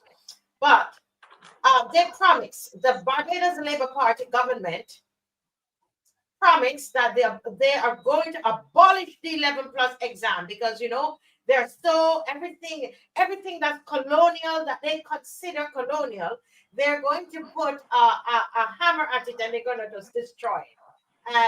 And so to them, I think some of the arguments is that that this was one of the things that they were going to abolish. All right. So I'm not sure what Dave is showing me something here. Let's wait to see. Okay, thank you. Abolish the 11 plus exam, and it's not completed. It was planned. It's now planned for I, I, I, 2028. I think timelines were actually given in the early days, and none of them have even been approached far as met and kept. Because again, not properly thought through. They are not quite settled on they've not even settled with the public what they would like to transform it into, how they would like to, what would they abolish the 11 plus, what are they replacing it by? That's the Yeah, first thing you should settle. So you know yeah, what you're working towards, and try to devise the best possible means of trying to get the best result for your goal. You don't just say a broad statement with no thought, no preparation. You don't cultivate. It's like you do your kitchen garden. You cultivate it first. You sort out first before you put in your seeds, etc., your plant, to get the best possible fruit. But you don't just understand this intellect. You have to dig it up, ferment it, explore it, discuss it, pull it apart. Not just say as something you like, wishful thinking, as a wishful muse.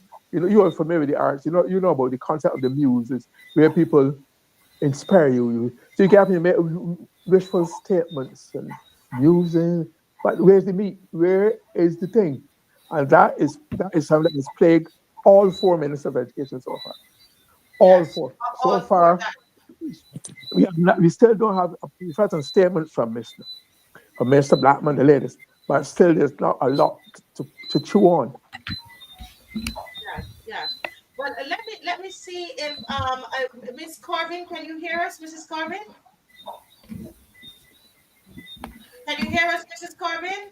Okay, so she's still I think having I'm seeing challenge. her. I'm seeing her. Okay. So Dave can, because of time, Dave, if you can give her a call, and because we have to keep moving.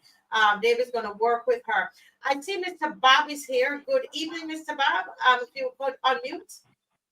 Hi, good evening. Good evening, Mr. Marie. Good to see good you. evening, Alvin. How are you? Good to see you yourself too. Season's greetings to you. Season's greetings to you as well. Yes, sir. And Yes. good evening to your listeners, to all the loyal opposition this evening. Yes, yes. Thank you so much. It's the show.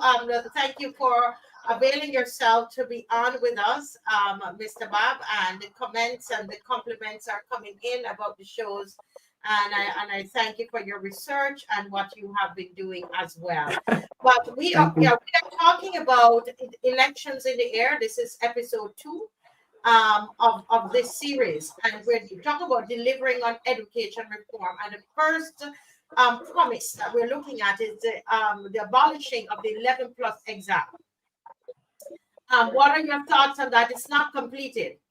And they're trying to say that they're going to do it in 2028 because they want us to give them another 4 years or 5 years or whatever it is. So another term. They want another term. To say, well, this is a promise. We're gonna do it. We didn't do it in the first 2 terms, but we're gonna do it in the next term. What are your thoughts there? If they can't get it done in 2, how are they going to get it done in 1? And they have not articulated to us as yet what are they going to do to replace it. We have heard they're bandied about the schools of excellence. They have moved from reform to a number of other coin phrases, trying to get to sell the changes in education that they're thinking about, but somehow they are not being reaching the masses, and the parents are not satisfied. And they're not satisfied, and parents are not satisfied that they're fully aware or fully understand what they're doing. I can tell you from experience that when I first attended a brainstorming session as it relates to physical education, when they were talking about the schools of excellence, they did not know how they were going to deal with physical education and sport within the schools. And up to today, they're not even sure. They went from schools of excellence, then to change the name. They said that we're going to change the name from class or form to grades, to grade 1, grade 2, grade 3, grade 4, and those kinds of things. I'm still hoping, I'm still waiting to see what they're going to come up with, because I'm still not comfortable or sure that they understand themselves how they're going to get the 11 plus replaced. Yeah. Yeah, I think I see. Just a minute, Mr. Murray. I think I see Miss Corbin is in. Let's see if we can hear. Good night, Miss Corbin. Good night, Rose. Rose Corbin. Good night. Yes. All right. So let's talk about this hybrid placement system. They wanted to introduce, Mr. Murray, a hybrid placement system, right, where there is continuous assessment. So you know how we would have one exam at the end of the term or the year. So they had this big, all these promises that they're going to do this hybrid placement system, and alas, not completed, not done. 2 terms not done. They're saying it should be finished by 2028. Again, trying to tell us that keep us in, and another promise. But let me hear Mr. Murray on this. I see you smiling. Yeah. Because like I said, I'm very wary of these titles, the labels that are given. You talk about schools of excellence. Because you call a school of excellence does not make it one. There's schools of excellence internationally known. Harvard, Yale, Oxford and Cambridge, MIT, but they don't say the Yale School of Excellence. Yeah, it speaks for itself.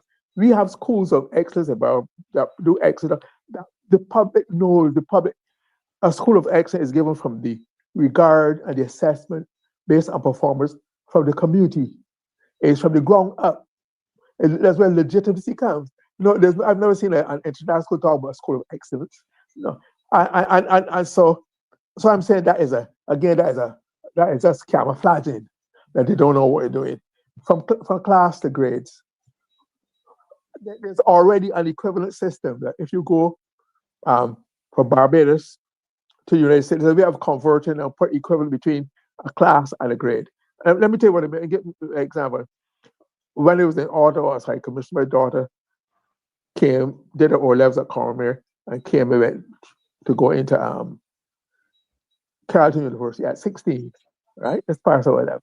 And they were quite wary as to, we ain't sure what it means. We might have to send the 11th. I said, okay, I got a copy of the syllabus. And then when they saw the syllabus, she became the youngest student into Yale, into Carleton, and gave a bursary because the quality was in the work they saw that we had done through CXC, etc., the level of it are not in the title. So I'm saying it does not matter the system, but I believe somebody is making money out of these various programs and approaches that are being sold to Barbie. There's no other university. The universities make money out of selling their goods and services, etc. And I think the same thing is that people are buying stuff out of some of the universities in the United States, some around New York, etc. And we are paying for it. And we are buying things from them without making sure it fits what our peculiar circumstances need, etc. So to just impose a class, it is still how you perform and what the content are, the standards that you impose, whether it's grade 2 or class 5.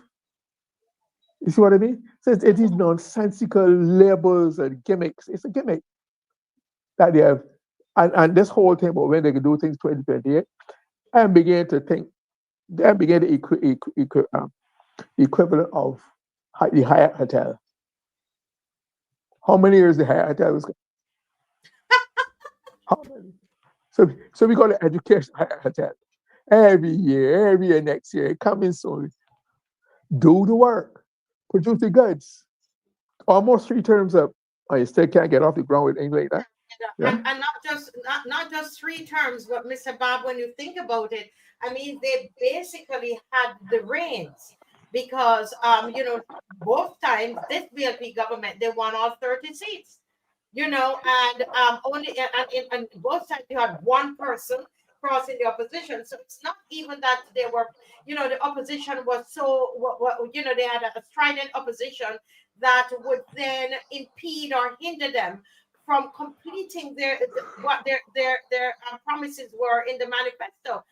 Mr. Bob, what do you say specifically about this continuous assessment? You're a teacher. Have you had meetings about this? That they wanted the hybrid placement system. Any meetings on it? Anything? I think that the continuous assessment was not well articulated either because people are still weary of the fact that there's a possibility that persons will be marginalized, that that assessment will not be a balance on a fair placement for their child living far away in, say, the upper part of St. Lucie or further in St. Philip.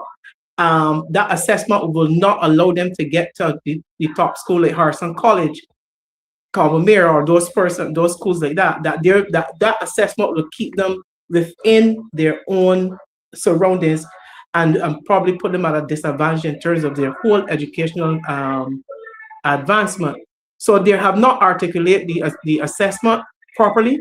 They're not being able to convince the public that this is going to be a fair, just as a fair way than the fair process than the 11 plus. So that is why it's still stagnant, because they themselves don't understand it as well.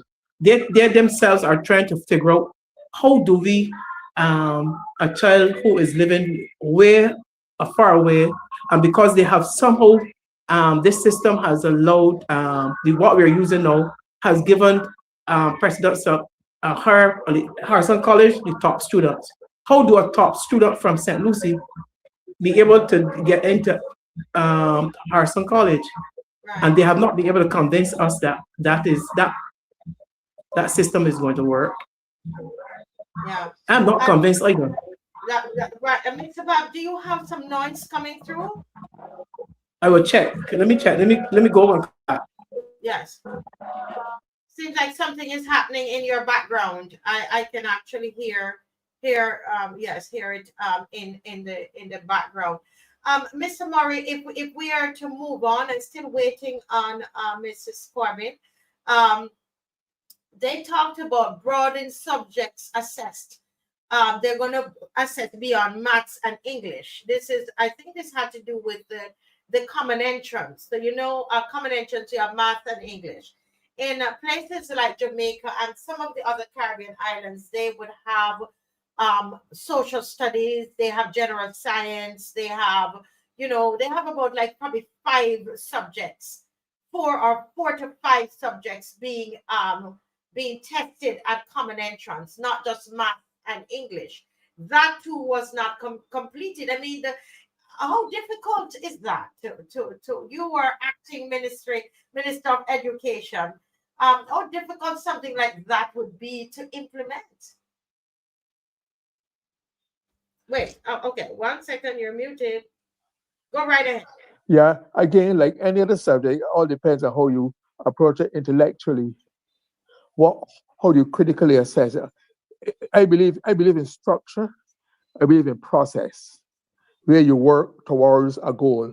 You don't just set an idea, you then think it through, you analyze it, you break it down, you critique it, then come back at it, and then you work towards what. And to me, that has not been done because we are not all we're hearing are pronouncements, wishful thinking, what we intend to do, what we like to do, what we do, what you should do, but we are not seeing anything hard and fast. Nothing yet has been given to the public in the text. And I still believe in writing. I don't believe that everything should go online. I still believe that I should get my book, my paper, and me underline it, check the words, and see what it means. I don't know about others, but I do not read as well online as I do it with a book. I like paper. And that is, to me, that is the average. Why are they hiding so much material for the public? Why not putting it on and printing it out? Hi, when print is easy and fast and safe. All those things should be. Barbados is a literate society, hands on, right? Only the younger generation that deals. Until then, at some point in the Gen Z, they have to they have to they have to deal with paper writing and that sort of thing. So I'm saying, why I don't know the society yet that's done so well of the abandonment of books and printing. In fact, in England itself, where we would have copied this, they are not going back. They are now eliminating cell phones and devices and going back to books and paper and writing, chalk and things because it has not served them well, Yes. right? But I believe that we have to modernize, I said, but we have to do it judiciously where we see a promise of alternative, and not because somebody come a sweet talking shit salesman come and sell you a concept which is not even widespread in your home country, but because they come down to the colonies or the ex-colonies to sell them, we're supposed to be more developed. So and we buy it before critically analyze it. Remember, listen. Let us not forget edutech. You remember? Remember what Yes. edutech was supposed to do to our educators? What happened to that? So we have to be it costs a lot of money, and the results have Mm, been minimal. There have been no enduring results. If that had worked, we would have been up to date. We would not be going through what we're going to because we would have been able to keep up with the progression in technology and we be up to date and are not very far. But now we're still trying to catch up with it because that system did not bear the fruit and the benefit that was supposed to have been. yes, yes. I think Miss let me just see if Miss Rose Corbin. Hi, Mrs. Corbin, can you hear us? Hello, good evening, everyone. Good evening, Yes, Rose. yes. Good evening, good Good evening, evening. Good evening. Mrs. Corbin. Good evening, Mrs. Corbin. Yes. Sorry, I've been listening, but I don't know. I was hearing Mr. Bab clearly, but throughout over the evening, I've been getting feedback from you and Mr. Murray. So I Right. yeah, don't know what it is, yeah, but and we're getting a myself, one is feedback right letting now. know. Can you hear it, Mr. Bob? We're actually getting a feedback from her A now. li- yeah, less screeching. Yes, yes. Yes, we're A little hearing a screeching. Yeah. feedback. I guess what we can do is we might have to try another night, Mrs. Corbin. We'll try a Are you night. What still we really getting that need to do with feedback? all of you is to do, I tried to do a sound check before, so I apologize to the audience for that. Let's do it another night because there's a noise that is coming through on the call. All right, so we will have to David just have a word with her, and we do sound checks, and that's very important. Yeah. Um, but if we could move on to so that's not completed. No.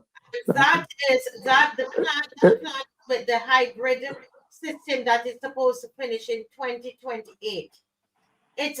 You are the voters. Is this something that you believe voters You're Mar- listening. Marcia, One my, second, my, Mr. Mark. my, Let me my just. first, my first job after school was at the Ministry of Education. I worked in primary education and whatnot. And even back then, they had a way of assessing and keeping record of children's performance. Mhm. Even but there was a way to write down. I remember seeing sheets and various categories. I see it when I see reports from private schools in Barbados.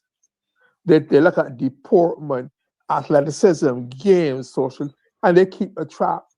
If they do it and they do quite well, if that can serve them, why can't we do it now too?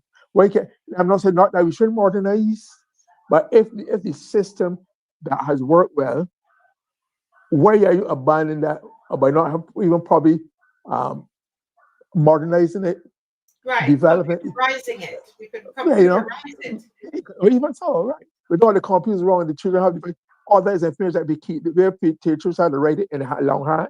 No, you have a computer entering their assessment section and keep a record to send one home to their parents, like other schools do.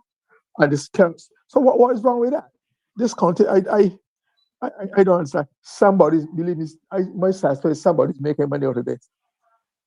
Mm. Somebody. And while they're Co- pushing all of these things, because it's so many things that's not completed.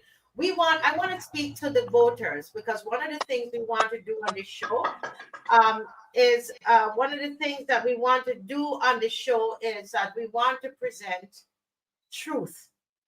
And if you look at all the areas that we have presented to you, this is your government that made this promise to you. Your government that you went ahead, many of you, and voted in this government. But you look, if they could put the other document up, and let's continue to look at it, because what we're doing tonight is that we are giving a grade, a P for pass or an X for fail. Delivering on education reform. Has this government delivered on education reform? And do you believe them that they are going to put them, they're basically saying, keep me in, man, keep me in, and then I will complete it in 2028. Do you believe that they're going to do that? Look at the areas we looked at. The 11 plus exam is still with us. The hybrid placement system has not been introduced. The broadening the subject assessments beyond math and English, which is paired with the hybrid system, not yet done. But let's look at create learner profiles and individualized educational plans.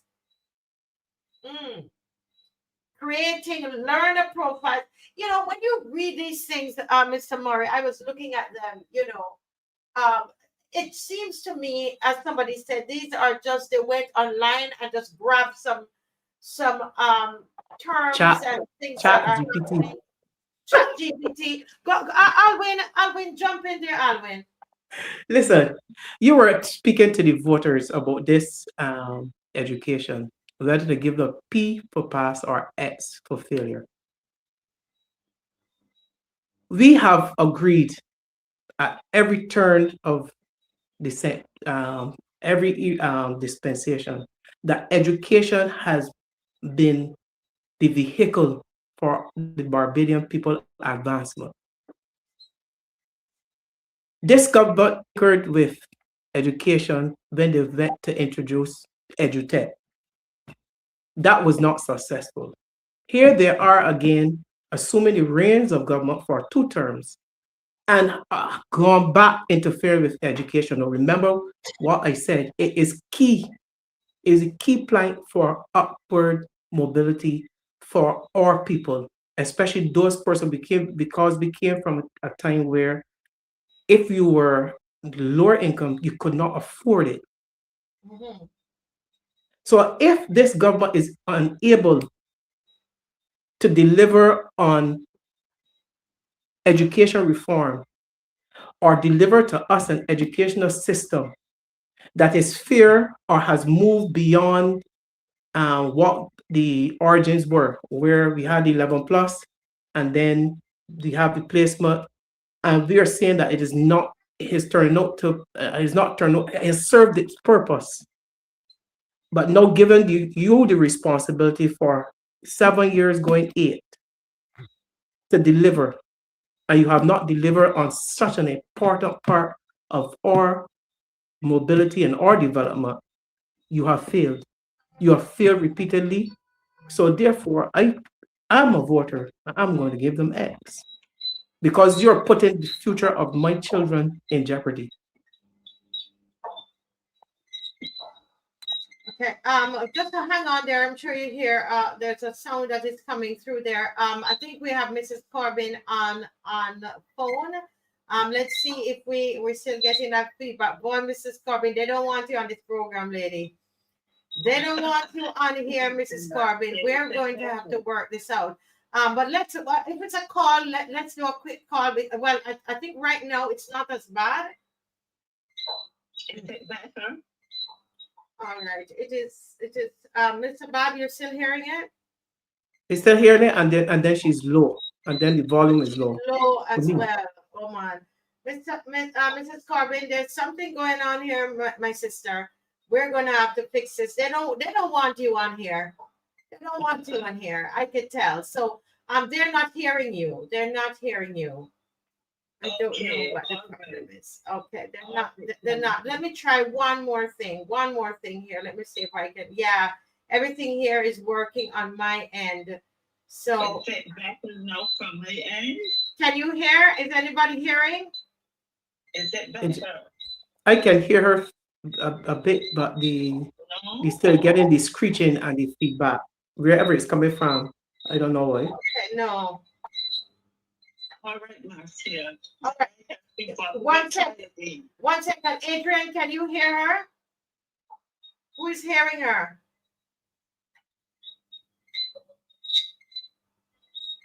He said it's the chirping of crickets. Yes. Yes, really sorry about that. Yeah. Good night. Yes.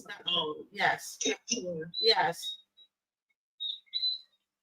All right, just not. Yes. Okay. I would have loved to have heard her on this education because she has so much knowledge. Right, you weren't hearing her as well. So, guys, yes, somebody said not well. Low and dropping out. Okay, all right. Oh man, all right. No problem. No problem. I cut. Somebody was speaking when Miss Corbin came in.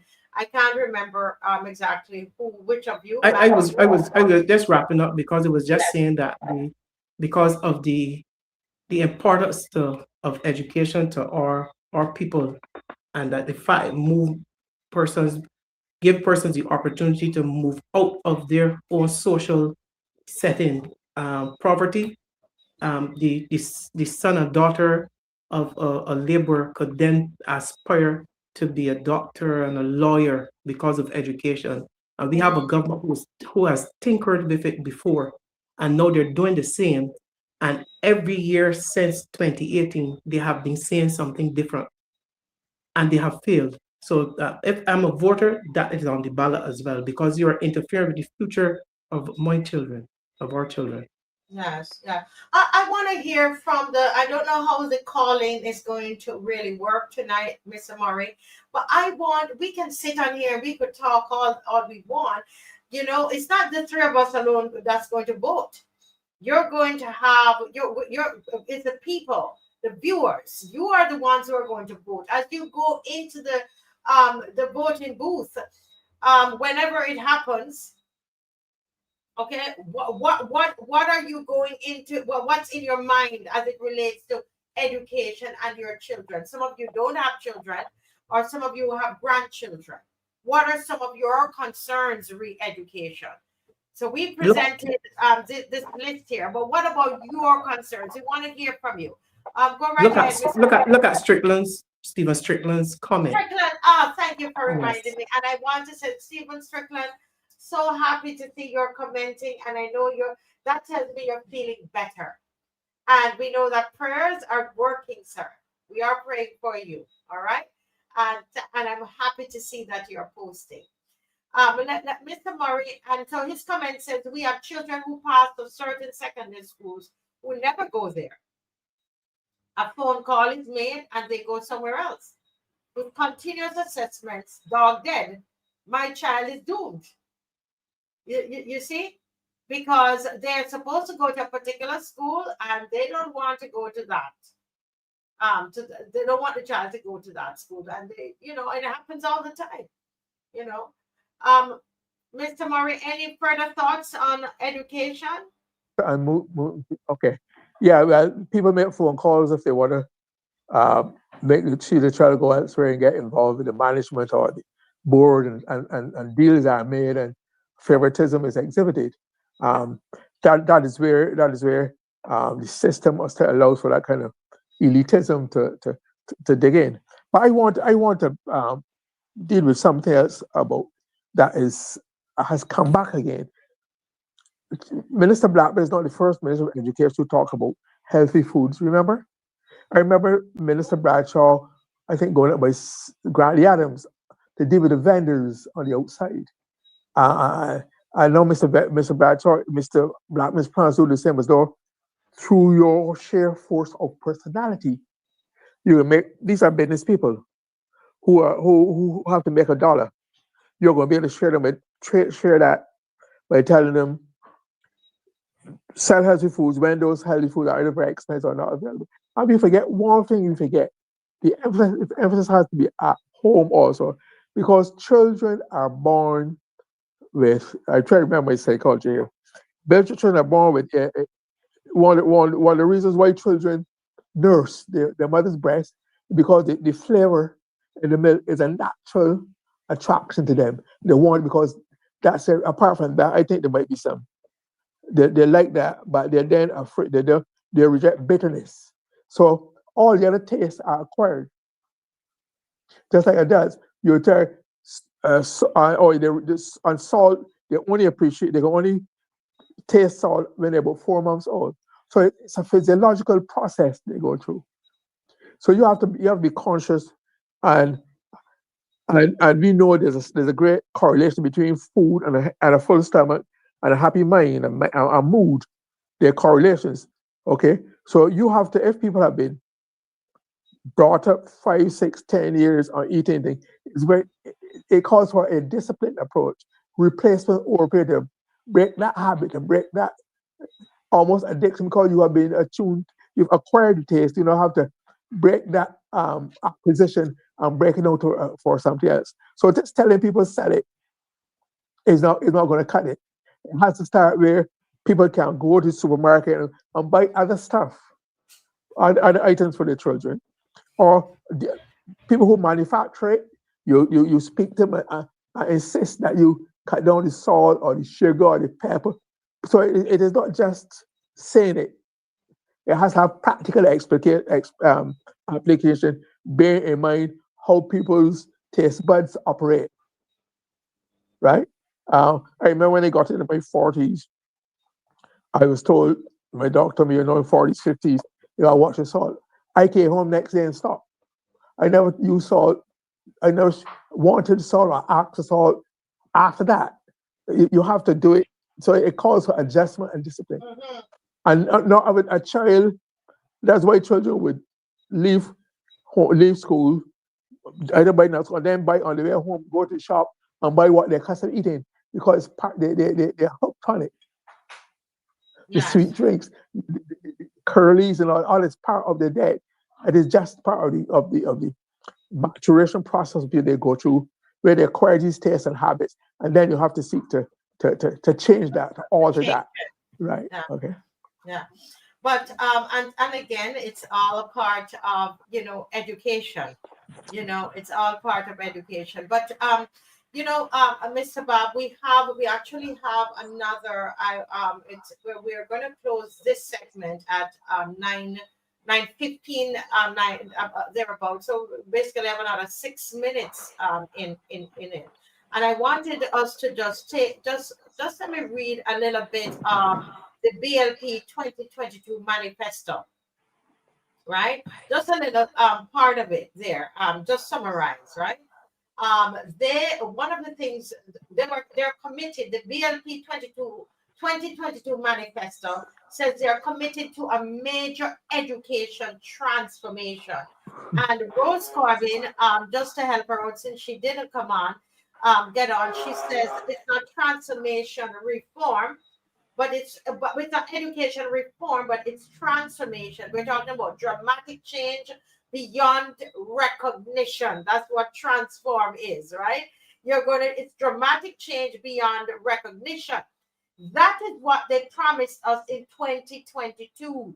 And I want us to look at the Ministry of, I don't even want to call it that, but educational transformation. Has it been transformed beyond the recognition? Probably in a bad way, but let's look at that. Very important. So that's what they promise you. They promised the people of Barbados there would be an overhaul, including curriculum reform. Barbados, right? They said they're going to strengthen technical and vocational education and training. The TVET, they're going to strengthen that digital skills. They talk about coding and robotics. They love to throw those words around. Social, emotional learning and improve school infrastructure and maintenance, right?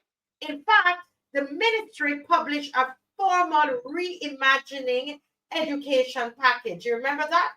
With a booklet, draft curriculum documents, right? Which set out the core curriculum changes and the new initiatives, right? And they said that that document was the roadmap, roadmap for reform. But we would have seen Mr. Murray and Miss and Alwyn. We would have seen that none of this really, or barely any of this, has been done from the BLP manifesto. And the big question is, Barbados, what are we going to do about it? Here, what we want to do is to give you information so that you can make an informed decision. When this decision day comes, don't go for what colors.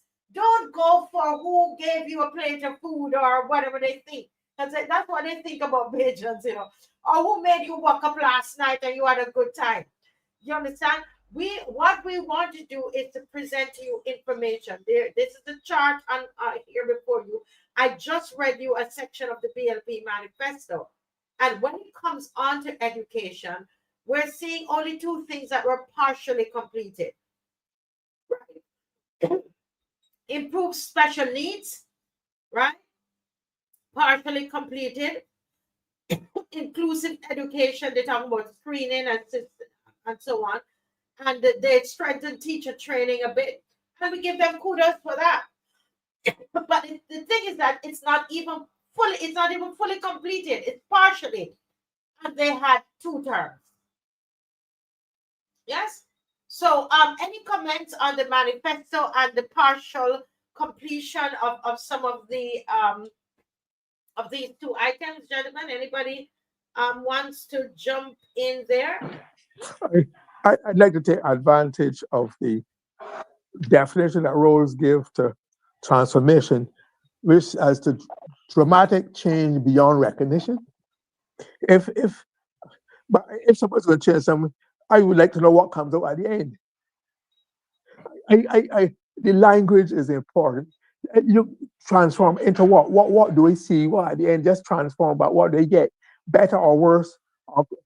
It does not make it, these labels are used to impress people that they're talking modern, progressive, high-tech talk. But when you boil it down, it does not make sense. Okay, I must know what you're going to try. Give me an idea what you expect to come out at the end of the process. So you can say yeah or no. Just leave it till we transform, we do it, and go on whatever happens at the end happens. To me, that's irresponsible. To me, it's intellectually lazy and weak and poor. A lack of structure and organized thought and systematic analysis, step by step, process by process. Like for example, if you go into surgery in a hospital, the doctors go through there's a certain procedure and process and structure and steps taken to get the result. They don't just go and say, well, let's try this and what with this, and you can transfer. No, I'm saying the same disciplined thought has to be applied to the governance, that is why we're getting such shambolic results. A lot of talk and no appreciable results that show us the improvement in the society. And we've been at this for years. Barbados have been well governed for years. We suddenly discovered self-governance. When we went into independence in 1966, the only thing that Britain was responsible for was foreign affairs and defense. Barbados was doing it. It was full internal cycle all itself, making decisions and improving. So this idea now that you suddenly can't come up with a comprehensive, understandable, appreciable program is the most disappointing, it's most sad. As it reflects more on the persons who had promised to do it than the person who are waiting for it. Yes, yes. And Correct. Mr. Baba, the final comment on this, and where we will then move to some other current issues that are happening, and I Yeah. think I will try another phone call to see if it is actually working. If we're going to get the, Okay. but go right ahead, Mr. Okay. Baba. I think the transform beyond recognition. You see that grooming policy that transform our children, our boys especially, going to school beyond recognition. That was the first thing that they did, Mm, and it caused a lot of chaos. It created a lot of problems with deportment, even up to today. mm, So I'm saying that they are tinkering, but they're not sure about and the outcomes and what they're putting on paper. That sounds good. When you put the equal signs, you see blank, blank, blank, blank. Nothing of substance comes out. And they continue to do it because they believe that since 2018, that they could just say things that are impressive, capture the minds of the people. It sounds good and glorified, but when you sit back and you really examine what did he or she just say? What are the plausible outcomes? You cannot come up with anything, and that is why they are struggling because they themselves don't know. They're not fully aware of the outcome or where they're going with education. correct, correct. Thank you all so very, very much. Rosalind Corbin says, read up on how former leaders envisioned and reformed education. Sir Grantley Adams, Honorable Aaron Barrow, education was about and for the people to enable nation growth and development. And yeah, and if all of those areas and only two are partially completed, we will have to give them a fail. And I think we're quite generous. Somebody said that they couldn't even grade them. This is ungraded. I, you know. I think Rose is making an important point, and it's something I've had in my mind and stored to Yes, say. let's take a quick comment on it, Mr. Murray, because we have to No, move on. Go ahead. the question of quality of leadership. I think we have the weakest leader intellectually, education that we've had in Barbados. Mm, Granny Adams, listen, Granny Adams, not Granny was outstanding. He had won a Barbados scholarship. And a Barrow on an island scholarship was came second, but he had a scholarship. Let's see who came Tom Adams, a Barbados scholar, Erskine Sandiford, when that's a scholarship. So there's been a certain, and so the quality of their thinking, the exposure, the discipline that they've been exposed to, reaching those lights, paid off by the ideas they brought to the country. You understand? It happened. David Thompson was a Barbados exhibition winner, right? I have never yet heard, with people who say the prime minister is bright, she talk, but I've never heard her won any scholarship, any prize, any commendation, any principals, any presidents, nothing. She's no fool. But I'm saying where the discipline, where they said that Tom Adams could have won his Barbados scholarship in lower six. Because they had natural abilities, they were curious, wide ranging in their thinking. They went through the process of being qualified. And that therefore, in doing that, you are exposed. Like okay, like Alwyn and his athlete. You have to train, right, Alwyn? You have to train. Was you don't get that job? Of course. The That's it. ex, okay, maybe you can pick it up from there then, Alvin. See if you can reinforce my point. Yes, yeah, but I agree with you because it explains the lack of critical thinking when it comes to governance. It explains the type of legislation that would pass a prime minister or that a leader of cabinet and be foisted on the electorate. It explains all of the callbacks and the walkbacks because this person, like the others, who were exposed to the training Mm. and who was given the ability to critically examine That's, the pros and cons. That does not exist with this current leader. Yeah. let me just again that add one quick comment to what Alvin is saying. Having been a member of a cabinet for 10 years, what I see come out could never get passed. First of all, there used to be a process where a cabinet bill would be drafted and the ministry goes to the minister. Then it will go up to the cabinet secretary and the prime minister to look, okay, well, you can present this to cabinet. Sometimes, and if it was not up to mark, it will be sent back for correcting, improving. Have you contacted this? Have you gone about that source? Have you spoke to that body?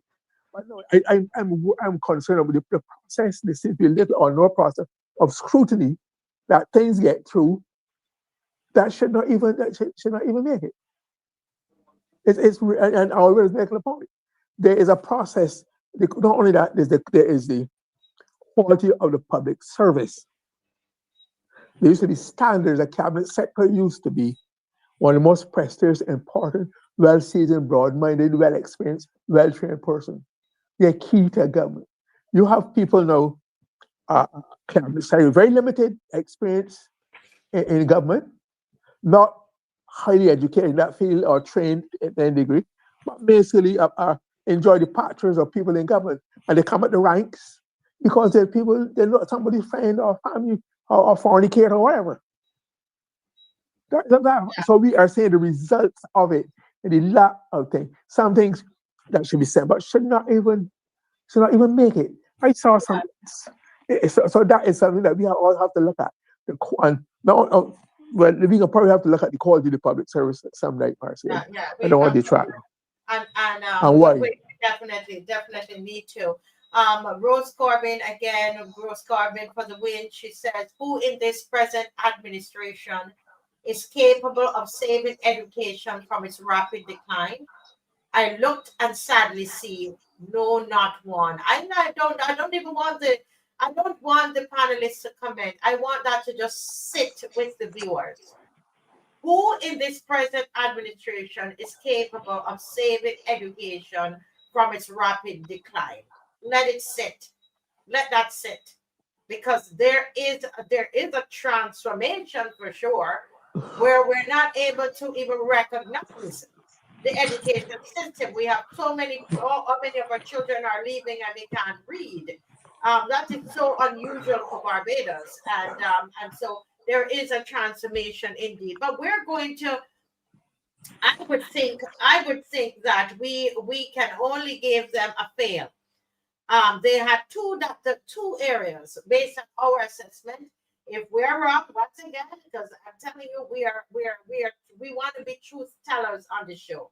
And so if you think that we were not fair, you can message me 236-7000 and you can try to call tonight. And we're hoping that the technical stuff would hold up, that we can hear you. You can still call. But I did promise you that we're going to go back to some of the some other issues that we saw today in the press, and it's important. It's not sometimes we like to say, oh, you don't get distracted with that. No, it is the little things that they put out, and they put it out at a time. It's Christmas, 6 years after the time. We are going to forget the details of it. We're leading up into Christmas. Nobody watching that, but it stays there.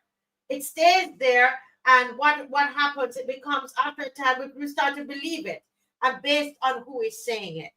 And so we're going to go back If Dave could just bring up the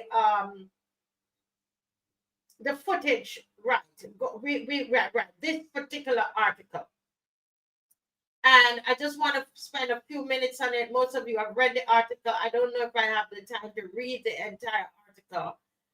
But it says, I was recently shocked to learn that many Barbadians have been fooled into believing that some 6 years ago, in November 29, a large Barbados delegation traveled to Ghana and buried a quantity of human bones exhumed from our Newton slave burial ground and a Barbados flag in a grave in Ghana. This is absolutely untrue, he says. And I know it is to be untrue because I was directly and personally involved in the matter. Earlier in the program, we showed you where his prime minister said that the remains of a former slave were buried in Ghana. That's what she said on her Facebook page in 2019, not us. November 2019.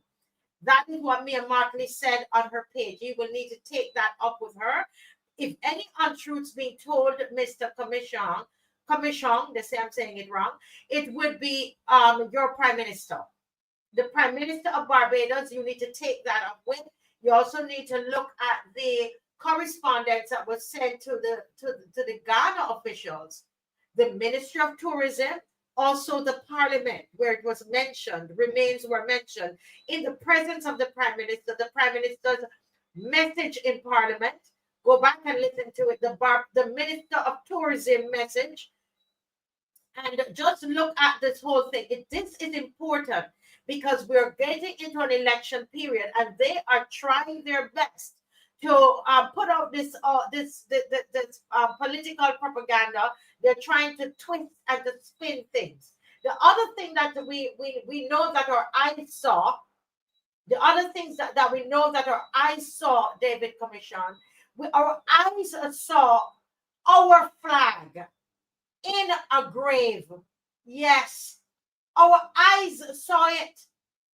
We saw it in the grave. And Dave, I asked you to put it up on the screen. We saw it in the grave. Now, what you are now telling us, or the other people will tell us that, well, it didn't remain in the grave. We don't have that. We don't see that. What we saw was the coffin, the flag over the coffin, and it was lowered in the grave, and the libation was done on the flag using alcohol. And it's about more than probably 4 times or so, the gentleman put the alcohol on the flag. We saw that. Whether it was taken out of the grave, we don't know. We didn't see. But one would assume if it was, it's a burial ceremony. It's a burial ceremony. Pause it right there, Dave. It's a burial. And your prime minister said so. And don't tell me this is no AI. If you look in the corner, the top corner, you would see the piece of the other graves that were there. The question is, this is a question. We saw it lowered in the grave. We saw it. You need to prove to us that it wasn't buried. You can't just tell us it wasn't buried. Prove it to us that it wasn't buried. Yes, that's what I said, Pedro. I said we saw it lowered in a grave, and we saw the liquid was poured. The liquid was poured, and the gentleman there drank some of it. That's what happens in a libation. Let me see if I can get this call. Oh boy. Call back, please. This is somebody who a medical doctor is also called. Let me say, can you call back, please? Call back. Please call back. I mean, and I want us to deal with this because they are sending out Comissiong to do this kind of work. And I think we need to look at the type of person, the credibility of this person that they're sending out. Okay. Yes. And the reason I understand and why this matter, yes, so this is the issue here. It was lowered in a grave. I have always said that on the show that I don't know if it remained in the grave, but we know it was lowered in a grave. Why would you put your flag in a grave? Okay, let's see if we can get this call. Good night. Good night. Welcome to the Marcy Week Show. Yes, good night. Good night. Oh, wow. Are you hearing him, Mr. Bob? No. He No. has an echo or something. He probably listening to tell him to turn on his device. Yeah, we're just having a little challenge tonight. Just hang on, guys. We're gonna get it fixed. Okay, so what I'm gonna do, I need him to say something tonight. So what I'm going to do, yeah, go ahead. We're just hang on, bear with us, guys. Barbadians are asking the Prime Minister of Barbados, why was the flag lowered in the grave? Why was this gentleman allowed to spew liquor, alcohol? No, it's alcohol. I was in Ghana and I was at one of those funerals. I understand exactly what is happening in this picture. You can't tell me what is happening in the picture. I know what is happening there. Right? Let me see if he can come in, because I want him to say something tonight, even if we go over tonight. This is important. They're not getting away with these lies. They're not getting away with tricking the people. They're not. I've never said on the show that the flag was. Anybody knows I've never said that. What I've said is that it was lowered in the grave. Sir, Mr. Wickham is who is coming on, not Peter Wickham. Can you use the StreamYard link and just come in for a few moments, even if you don't turn on your mic. I want Barbadians to hear what you're saying tonight. I really want them to hear, right? And it says here, see, this is the remains of two unknown Africans. And this is because this is what was done, as I explained, years before Barbados. So there are three countries they know there are three countries that brought back remains.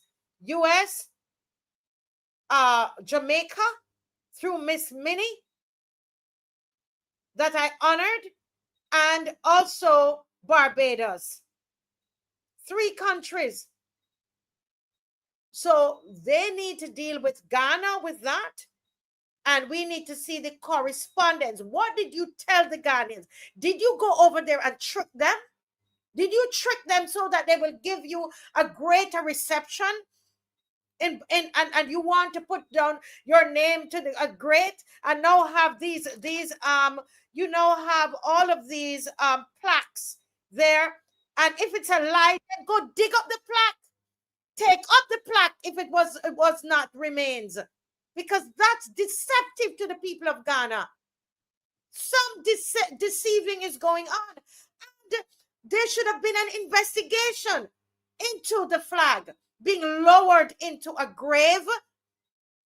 That's our flag. We pledge allegiance to the flag of Barbados. But I think Mr. Wickham is here, and then I know you guys are ready to go, but let me get him in here. Mr. Wickham, you're there. Let's see if we can hear you. Hi, good night, Marcia. I can hear you. Can you hear me clearly? Yes, we're hearing you clearly. Oh my goodness. We've got to deal with this issue here tonight. And I even if it's 5 minutes, you can hang with us. I want Barbados to hear what your concerns are. This is Mr. Elvis Wickham. He's a medical doctor, and he's one of the persons I spoke to today about remains. Because even though I read it online, I still want to talk to somebody about that. You know, what are remains. But let me give the floor to you, sir. And you talk about what is the most crucial part of this thing that matters to you. Okay, good night to fellow panelists. Good night to everyone. Good night to Barbados. When I someone sent me the article this morning, knowing my interest in this particular matter, as I've posted on it a few times, and I mean my eyebrows were raised. Um, there clearly are conflicting stories here. Uh, Simply put, remains, as far as medical definition, is a person's body after death or any part thereof. No, I would have seen sometime back on the PM's Facebook page where she posted day one has concluded on her trip, and one of the activities was the burial of ancestral remains. It has been reported in the Ghanaian press back then that ancestral remains were returned from Barbados. We also know the plaque that is at the site, the tombstone, whatever you call it, refers to remains that were returned by Her Excellency the Prime Minister. But yet today, to see, the Ambassador Comissiong saying that it was sacred dirt, I have no idea what sacred dirt is. So there's clearly a disconnect between the two stories, because her Facebook page, in fact, it is still on the Facebook page. They may take it down now after hearing this, but that is why I screenshot it before. This Facebook page clearly states, shares the PM clearly stating that the ancestral remains were buried. The plot says ancestral remains were buried. Ghanaian press, ancestral remains were buried, but Mr. Comissiong speaks a very different story, trying to pull the wool over our eyes. So either the Ghanaian people were fooled, they were deceived, or there's an attempt to deceive us here in Barbados on this matter. And that is clearly very, very, very serious as far as I'm concerned. Uh, to me, there's also another matter that's extremely significant, and that is what took place with our flag. No, I am never been a military officer, police officer, but as far as I'm aware, there are significant rules regarding how our flag is treated or not treated, and even the national pledge.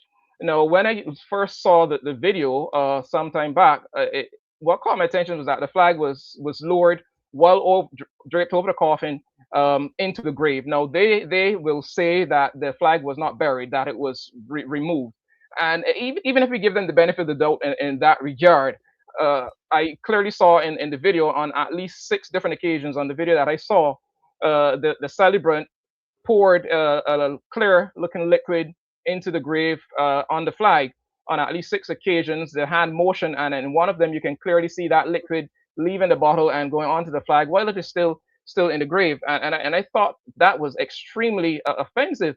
And the PM would have been there watching, and I thought to myself, but this is in violation of our laws. You can still find currently on Barbados government website, rules regarding the flag. And I thought to myself, when last have I seen in Barbados or a flag lowered into a grave, with any of our former late heads of state or prime ministers or anyone else who would have received a state funeral, military funeral, police funeral? When last have we seen that?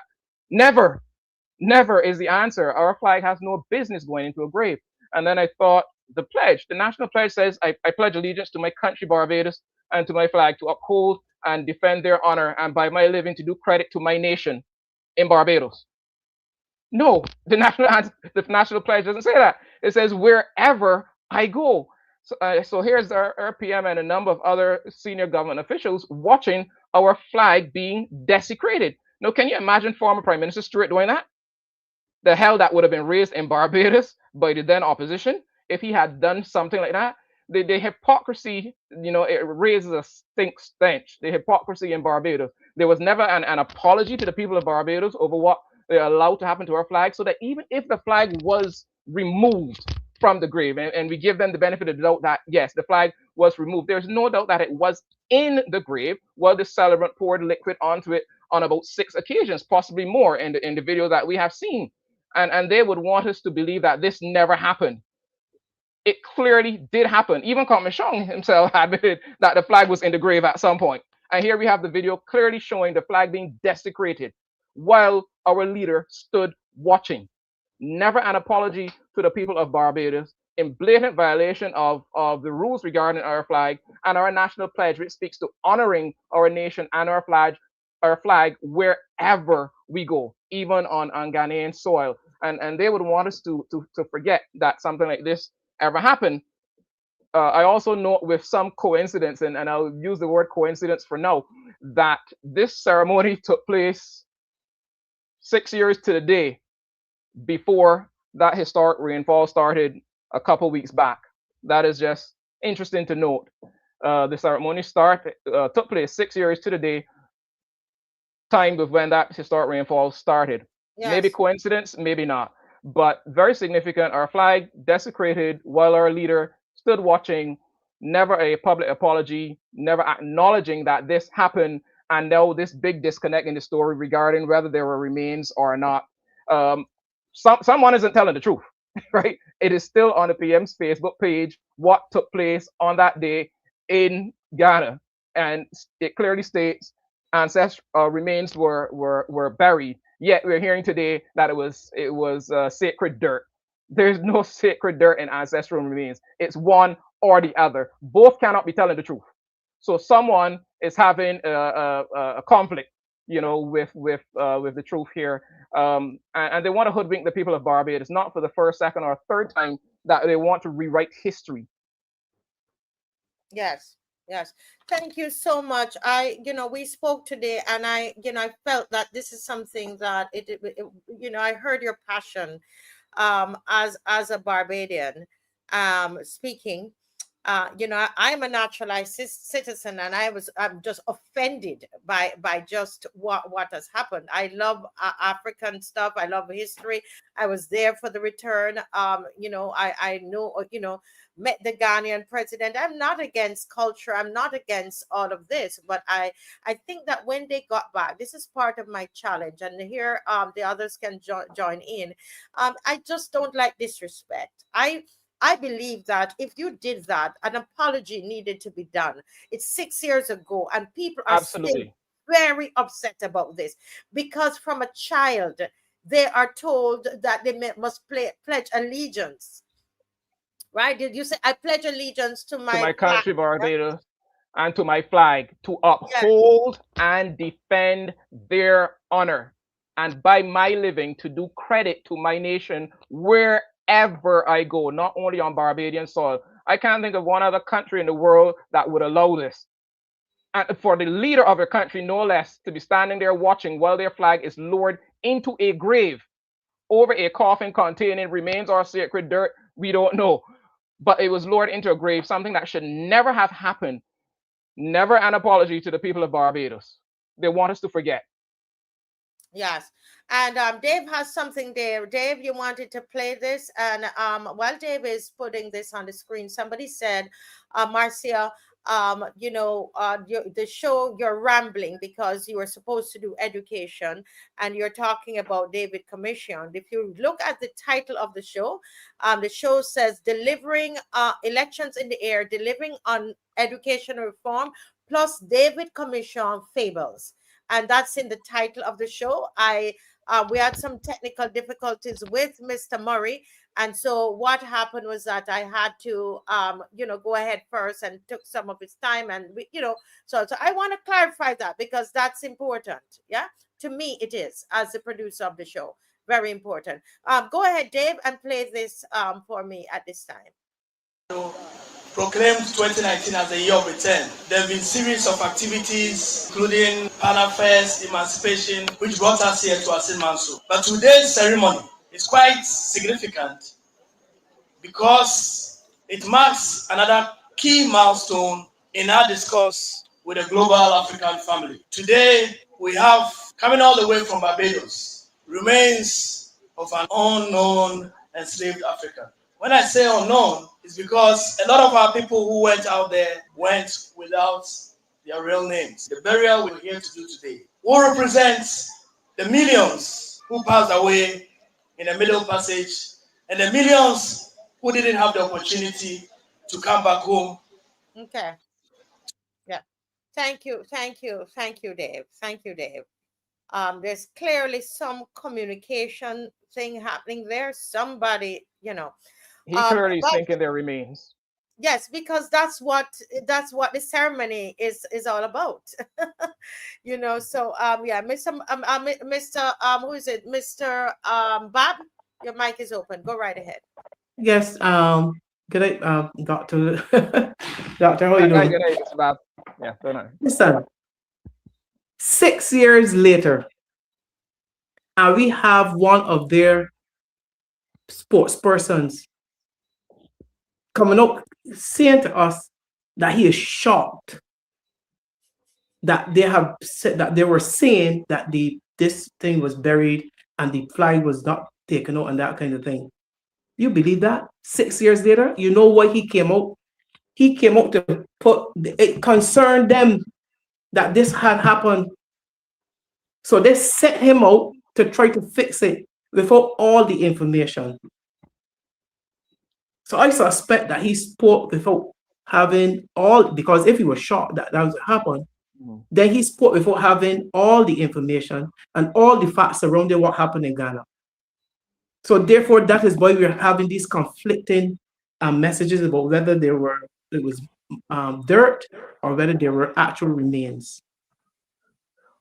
So he was sent out there because it is bothering them. It is bothering their supporters and it's bothering the government that this was not dealt with 6 years ago. So and coming up with an election coming, they must put this to rest or try to put it to rest. But we know the facts. Yeah, and as I won't, because as I said earlier, somebody from the ministry called me and asked me, and that's a fact. You don't have to believe. Call and ask me how to get bones to Africa. I was asked that because they knew it was in my movie. But Mr. Murray, any thoughts on this? Sure, plenty. First of all, if I hadn't, if my paths hadn't crossed with Mr. Comissiong at Careful, I would be surprised at the tripe, the drivel that he wrote. But unfortunately, it was exposed to him. He and I and David Thompson, other people have clashes almost every day at Careful, talking politics. Good help you. But he was never one of the strong promoter. He was a follower. I know he's following. He's following again. He's doing what he thinks are a benefit. But you know the same way your own dog, but you're well bitten. But here is he think he's doing this great revelation and shut down this debate to the prime minister of the country, and all he's is reawakened it in a way that he never realized what. So it has come back to haunt him, and will come back to haunt the government because of the details we are seeing right before our eyes.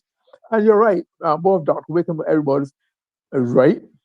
The protocols, the stated protocols, do not allow for the flag to even touch the ground. Fires go into a grave, right? And he was trying to, Mr. Comissiong was trying to say as though it went in, didn't say, should not have gone below this, should have touched fires gone, we believe, below the ground. So Absolutely. he's done himself as an own goal. He's brought back to the fore the whole issue.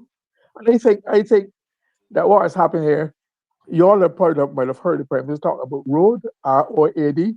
That is a policy, or again, another one of those labels, one of those acronyms.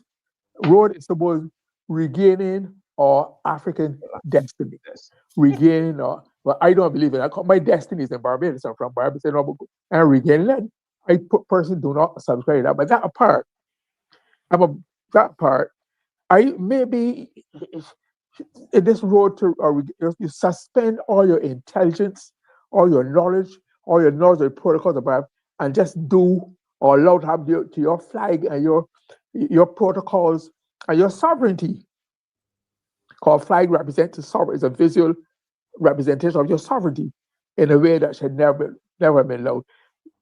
Because you think you are being more African than the Africans. Maybe so. You just let what happened. You're cool with going back to Africa, take back alleged remains or whatever. But the point is, it's a block. It's a big block on the image and prestige on Barbados, and for the Prime Minister have been on the spot. I not even because normally when these things are highly ritualized. These things are you go to step by step what it will happen so that people can pick up any flaws, any offenses. So for this to happen is a sad reflection on the government of Barbados and all those who allowed this to take place. Yes. And one of the things that we are, everybody who comes on the show, we're not all Christians, and I am happy that we have a platform that everybody can feel welcome to come on, to be part of. But this, I think that the stats tell us, I think we're 80-something% Christian, supposed to be Christian belief. And there is one thing that they will not be able to take away from us. Those of us who are Christian people, we felt the effect of whatever happened in Ghana.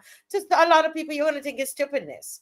But there are lots of people that in Barbados that they feel that spiritual effect. And there's no amount of spin that's going to take that away. There's no amount of spin. I see you shaking your head because you are a lay preacher in your church. And I can tell you, I hear from Christians all the time. This government needs to understand that until we go to our graves, we will be talking about this. Commission, there is nothing, Comissiong, there is nothing that you are going to say to us that will stop us from asking the relevant questions. So while there are, Mr. Murray raised some very important questions, they're logical, intellectual, there are also some spiritual questions that are there to be answered. And it doesn't matter what you say, unless you need to, as I said, bring the evidence. We saw the flag being lowered, and the question is, why was the flag lowered in the grave? Who authorized it when the prime minister was standing right there? Is pouring rum on a national flag legal or consistent with national protocol? Pouring rum on a national flag? Come on, Barbados. We saw it with our eyes. You try doing that here, Marcia, in Barbados. Try doing that here. See what happens to you. Marcia? Just before Mr. Murray, I have a couple of questions, and then okay. Was Parliament informed about this? If no human remains were sent, another question for the government. I know you're watching. Why does Ghana government state publicly and in stone? It is in stone that they receive ancestral remains. It was mentioned in their parliament. Their tourism minister says it. Our PM mentioned it. The prime minister mentions remains. And doctor, what remains consists of what, doctor? Any parts of the human body after death. Any parts of the human body after death. Why are Barbadians officials now denying it? Barbados, open your eyes and see what is happening. The last thing I'll ask, because I know you are watching, you tried to hijack the show tonight. That's why I came off to work on the show. This is not easy, folks. They tried to hijack the show tonight. But let me, and this is why I came back to it, because I know what you are doing. You're not going to stop us from talking about it. Question, is that why the prime minister refuses to wear the flag of Barbados? I am asking it. You cannot stop us from asking those questions. Is that why she's not wearing the flag on her left breast like all leaders across the world? Because she knows what has happened to the flag, Prime Minister Mia Mottley? Go ahead, Mr. Murray. Yeah, I think the government expect to get away with it. Maybe they expect to get away with it, or just what they take for granted. They're debt of poor governance and poor management of every issue. But I was frankly surprised at the revulsion and the disgust and angry that reaction they got even from young millennials, doctors, lawyers, relatives, who you might feel that are beyond religious beliefs or what, they were even more angry than me. And I think that they have underestimated the impact of this and the durability, how long this will, like you're right, Mike, will stay. This is going to be retold generation after generation into Barbados, become a part of a folklore story. And therefore, so that Mr. Comissiong cannot, will not, he does not have the capacity within himself, intellectual, otherwise he's never demonstrated it. I know what I'm talking about. To be able to satisfy, because you can't cover down the truth forever. You can't. Remember, I made reference, Marcia, from time to time with a gentleman, a character, Mr. Bellamy in Carrington Village, and his philosophy is you can't cover down the scent of feces with a sieve. It's exactly one. The stench of this art is. Repeat what you said. You can't cover down the sense of pieces with a sieve. Exactly, exactly what they're trying to do. And what happened is we're seeing and smelling. It is a brilliant metaphor. Yes, And I I love it. capture the essence, the basic soul to the earth Barbadian thinking, and that's the best representation. Badly handled, and they deserve as much scorn and condemnation. Nobody in Barbados ever come close to this yet. None. None. How comes? You're suspending. You want this. But more to be said about that later. I am no longer, I haven't been around a cabinet table with Minister Bartley for 10 years and sat in other fora with her. I'm no longer surprised. Let me put it this way. And I will explain some more why I'm not surprised. Okay. Well, I love that. I love that saying. Mr. Bob, I see you there. Any final comments? I think you spent the whole night trying to get Comissiong called, but he has been named come along. Come along. Nickname come Come along. along. I am telling you. I But need this is the to same follow. gentleman. Come along. I sent a video to you and a part of an article to you that this gentleman standing outside. This is the type of person he is. Outside the Supreme Court, quarreling about 15 stories that was agreed to by the Democratic Labour Party for the higher. Yes, I'm going to He find that insisted video. that it should be, I said it to you, he insisted that it should be 7.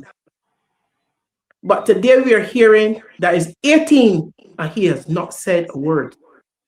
That's the type of person he is. So I'm not surprised that he's out there claiming that he's shot after 6 years. That people were talking about this. Come on, come along. Dave has it. Dave has it. Dave, you have it, and that's something I was speaking to Mr. Wickham about, because a lot of times what we have to do, folks, is to sometimes to sit back and just look at the messenger. Look at the messenger. Look at who you have before you. Mr. Bob mentioned about Hyatt. I remember Mr. Murray. I tell you, I believe this man. And when he said he's going to lay down in the road, I tell Dave, I will go and lay down in the road with Mr. Comissiong, Mr. Come along, right? I said I was going to go lay down in the road and protest with him. And everything he posted on Facebook, this woman reposted it. I believe the man. Only to hear Mr. Franklin came on the show and alleged, Mr. Franklin says no allegations, but I'm saying alleged, that he saw come along after the 2018 election, and the ambassador of the now ambassador to CARICOM, according to reported by Mr. Caswell Franklin, he's alleging that the man said to him, when he said to him, so I'm so upset, what has happened to Hyatt? He said, but you know, that is all politics. Do you believe that? That they could, and we are supposed to believe him. And a lot of people don't know this. We've had to send this man a letter to cease and desist. My husband and I had to send this man on the screen. I mean, it was so embarrassing to send the ambassador of CARICOM a letter from a lawyer because of lies that he put in a letter and put his name at the bottom of it and his title, ambassador. to CARICOM. I was appalled. And he used his finger and sent it around in chats. And when people talk to him about it, he's telling him that is what we're doing. We're taking money from right-wing organization. He started that lie. I can say it's a lie. I can say it's a lie. Sue me. It's a lie. I'm defaming him. Well, bring me to court. That's why we send the lawyer's letter to this come along, you see, on this stage. Why would you believe him? Why would you believe him? He is now designated. You know, Mr. Murray, we watch, we read Animal Farm, which we're going to study on Wednesday. And there was a character in there, right? And he is that character. I won't say the name, but he's a propagandist. He goes around and he does the spins, and he tell the lies to the government. Huh? Is that what you're doing, sir? Mike, it's a question to you. Are you telling lies for the government? That's my question for you. Are you the propaganda chief for the government? Go ahead, Mr. Wickham. Well, he definitely, as Mr. Murray said, scored an own goal today because two things were acknowledged. One being that the flag did go into the grave, because previously the most you got was a statement saying that the flag was not buried. You know, persons are very careful with words, and I learned, you know, English may not have been my major at school, but I learned to be very careful with words. Even when doing medical reports, you have to be very careful how you use words. So previously, you know, officials would have said the flag was not buried and try to dismiss, you know, the things that we're talking about. But he acknowledged that the flag went into the grave. I mean, something that clearly our eyes saw. And then note that he mentioned he was not there. So I don't know what story he was fed. So they put him out to tell these questionable things. He acknowledged that, or he says, sacred dirt. And as recent as today, I still see on our PM's Facebook page that on November 15, 2019, we concluded day one of our trip to Ghana with the burial of ancestral remains, not sacred dirt from Newton or from somebody's backyard. So, an own goal, if there is one, because someone clearly is not speaking the truth. Now, I don't know which person is speaking on truth. I do not know. But someone, one of the two of them clearly, you know, is something isn't right. Clearly it's not right. Yeah. Hypocrisy in Barbadian politics. As I said, imagine if former PM Stewart had done something like this, the hell that they would have raised. The thing that really annoys me the most as a Barbadian citizen born, you know, it's the extent to which she stood so comfortably watching while our flag was being desecrated in the most disgusting of manners. Yeah. Well, we're at it's 10:03, and you know, I just want to again really apologize for not having the calls. You saw that we had some challenges tonight with the calls, and even now we're still hearing echoes and so on, but we're doing our very, very best with what we have, plus the interference that we are also getting. So again, as last night, we had a wonderful call-in section. We were supposed to have a young lady who would call in, who basically has nowhere to live right now because the government has not paid the rent, where welfare didn't pay the rent, and so the landlord has, locked up the place and put them out. So we want to talk about that, but unfortunately could not get a chance to do that tonight because of our technical challenges. But as we close out tonight, I will just ask the panelists to give a final word, a half a minute. And while they're doing that, remember our show on Wednesday. We have a very important show on Wednesday. I am kindly asking, oh, Dave, I didn't get to play that. I'm sorry. When I'm finished the homework assignment, then play it. Just a gentle reminder to everybody to read chapter 1 of Animal Farm. I know a lot of people don't like reading, don't like to read anymore, but come on, let's do it together. Over 900 of us on here watching. Let's change the narrative. If you don't want to read it, then you could. It's online. It's on YouTube. Put it on and listen to it while you cook, etc. And so that when we come on tomorrow, we can have a meaningful discussion. Not tomorrow, on Wednesday, and then we're going to continue our grade sheet, and I have to tell you exactly what is on the grade sheet. Okay, Dave, can you go ahead and play? Since you had it up, you want to play the little clip there from Come Along, please, if you can. Okay. Well, while we are looking, we're not going to waste any time at all. Let's hear from each of you, and then we would. Oh, he has it. Thank you. If the rules and regulations say that you must hold at least one town hall meeting to have consultation with the people of Barbados, particularly the residents of the nearby communities, then that must apply to all citizens.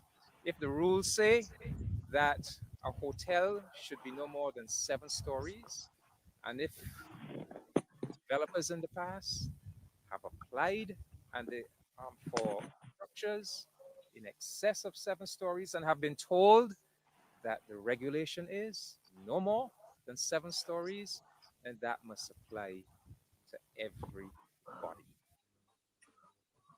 You watch that fat figure behind there now. Wait. Man. What is that? Okay. Yeah, you just have to laugh. You just have to laugh. I tell you, they forget we have social media, and you just have to laugh. Oh my God, this is so disgusting. But anyway, how many stories is it going to be now? You said, Mr. Bob, how many stories? I'm hearing 18. 18 stories. Yeah. That's very Not a word. That's very interesting. My God, what a shame! What a shame! Yeah, but go ahead, Mr. Bob, and then let's have Mr. Murray and then Mr. Wickham. Go ahead, Mr. Bob. You're muted. You're muted. Okay, what I saw tonight, and I watched that fly in the grave, and persons throwing liquid, and we're now told that it's alcohol. This prime minister has disqualified herself because she stood there and watched one of our most sacred emblems being desecrated and did nothing, did not caution anybody. She has disqualified herself from that moment to be leader of Barbados, and we have to do something about it. And it's very disturbing to me to watch it, even after 6 years. And if other Barbadians are not disturbed about what they're saying, or then something is wrong with us. Thank you for that comment, Mr. Murray. Yes, 2 quick things. As I reflected and thought of Mr. Comissiong's, whatever you call it, fiasco, advice, intrusion in this matter. I remember his father, by the way, was the Reverend Vivian Comissiong, a Methodist preacher. He would have been ashamed of his involvement in this in such manner and speaking with such certainty and virtually swearing for other people in those circumstances. The other thing is that when we talk about education, it dawned on me, few people realize, Dr. Ronald Springer, who used to be, and this is out of somebody's observation, now who else can you say around who would be a minister of education? Dr. Ronald Springer, who was the primary secretary of Ministry of Education, but was never even allowed to act as Minister of Education, right? Instead, at one time, Lucille Moore was made to act of thing. Is that ridiculous? He has a PhD in education development. And he has, to my knowledge, had never yet even been acted. But maybe you're putting the Marshal of the parish to act as Minister of Education, one of the most important, significant, prestigious, influential position in government, and pass it from hand to hand like that. another abomination in equality of governance in this country. I could not understand why he's never been able to give it a try. He's never acted. I've never seen in the press or any function. Lucille Moore was given a chance to act as my education when she was in Senate, and he was not. Shame. Yes. Go ahead. Thank you so much, Mr. Murray and Mr. Wickham. What took place 6 years ago, I believe, bears deep spiritual significance. A lot has gone on in Barbados since then. Obviously, you can't conclusively prove that causal relationship, but I certainly think it's there. What we saw in the 10 years prior was an average, unfortunately, of 25, 26 souls per year lost. And what we have seen in the 6 years since is an increase, a significant increase, 41 plus homicides since then. So I do believe something deeply significant, of deep spiritual significance took place then. And I was encourage all Barbadians to pray to Almighty God for this nation, to put our trust in Him and not in man. All is not well around. Those of us who speak out continue to do so in the strength of the Lord. But for all of us to keep our eyes and ears open, and let us not be fooled by clever words, and we know a whole lot more spin will come our way in the next few months. Do not be fooled. Yes, a whole lot more. I agree. A lot more spin is going to definitely come our way. Tomorrow night, if Dave could just put up the just before we go, put up the performance card for me on the screen, so that the people would know exactly what we're going to study, what we're going to present on tomorrow.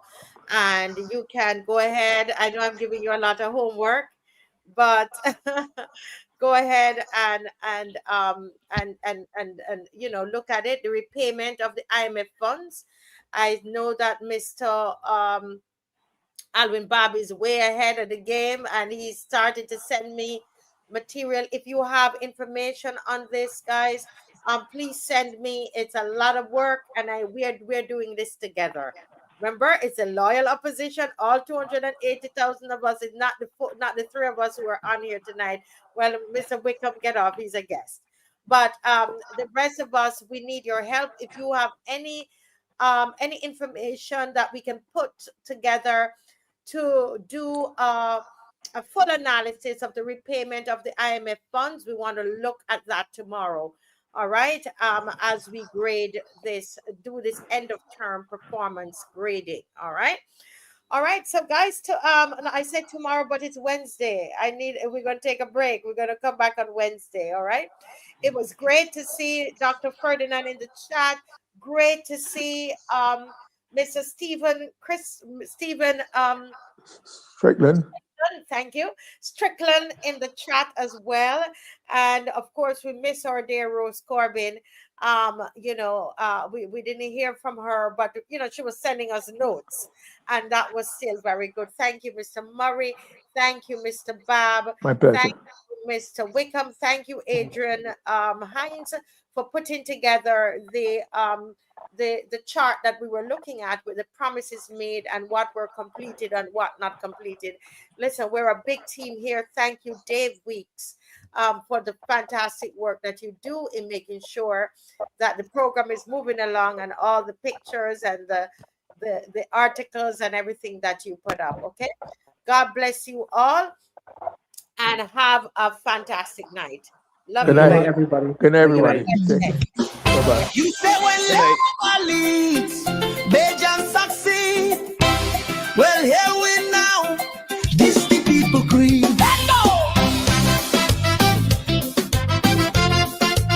Boy,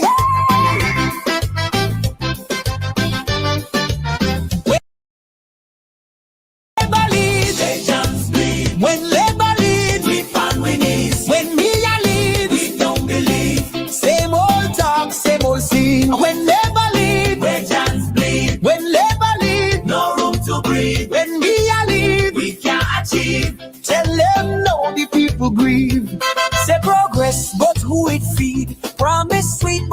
succeed. Small man strain can't meet in need. Tell me again who really lead. Bills climb high, hope get lean. Talk sound good, but life still mean. Every day we toil and dream, still waiting on that brighter gleam. When labor leave, vengeance bleed. When labor leave, we found we need. When me a leave, we don't believe. Same old talk, same old scene. When labor leave, vengeance bleed. When labor leave, no room to breathe. When me a leave, we can't achieve.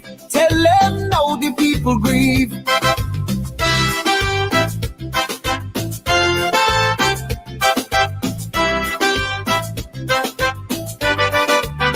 Forward, forward, but who we trust? Forward, forward, still eating dust. Me a lead, same old fluff. We tired now, enough is enough. Forward, forward, but who we trust? Forward, forward, still eating dust. Me a lead, same old fluff. We tired now, enough is enough. When labor lead, vengeance bleed. When labor lead, we turn we need. When me a lead, we don't believe. Same old talk, same old scene. When labor lead, vengeance bleed. When labor lead, no room to breathe. When me a lead, we can't achieve. Tell them now the people grieve. Oh yeah! Oh yeah, yeah, yeah, yeah, yeah, yeah. Oh yeah! When labor lead, vengeance bleed. When labor lead, we find we need. When me a lead, we don't believe. Same old talk, same old scene. When labor lead, vengeance bleed. When labor lead, no room to breathe. When me a lead, we can't achieve. Tell them now the people grieve. When labor lead, vengeance bleed. We got we need. When me a lead, same old fluff. We tired now, enough is enough.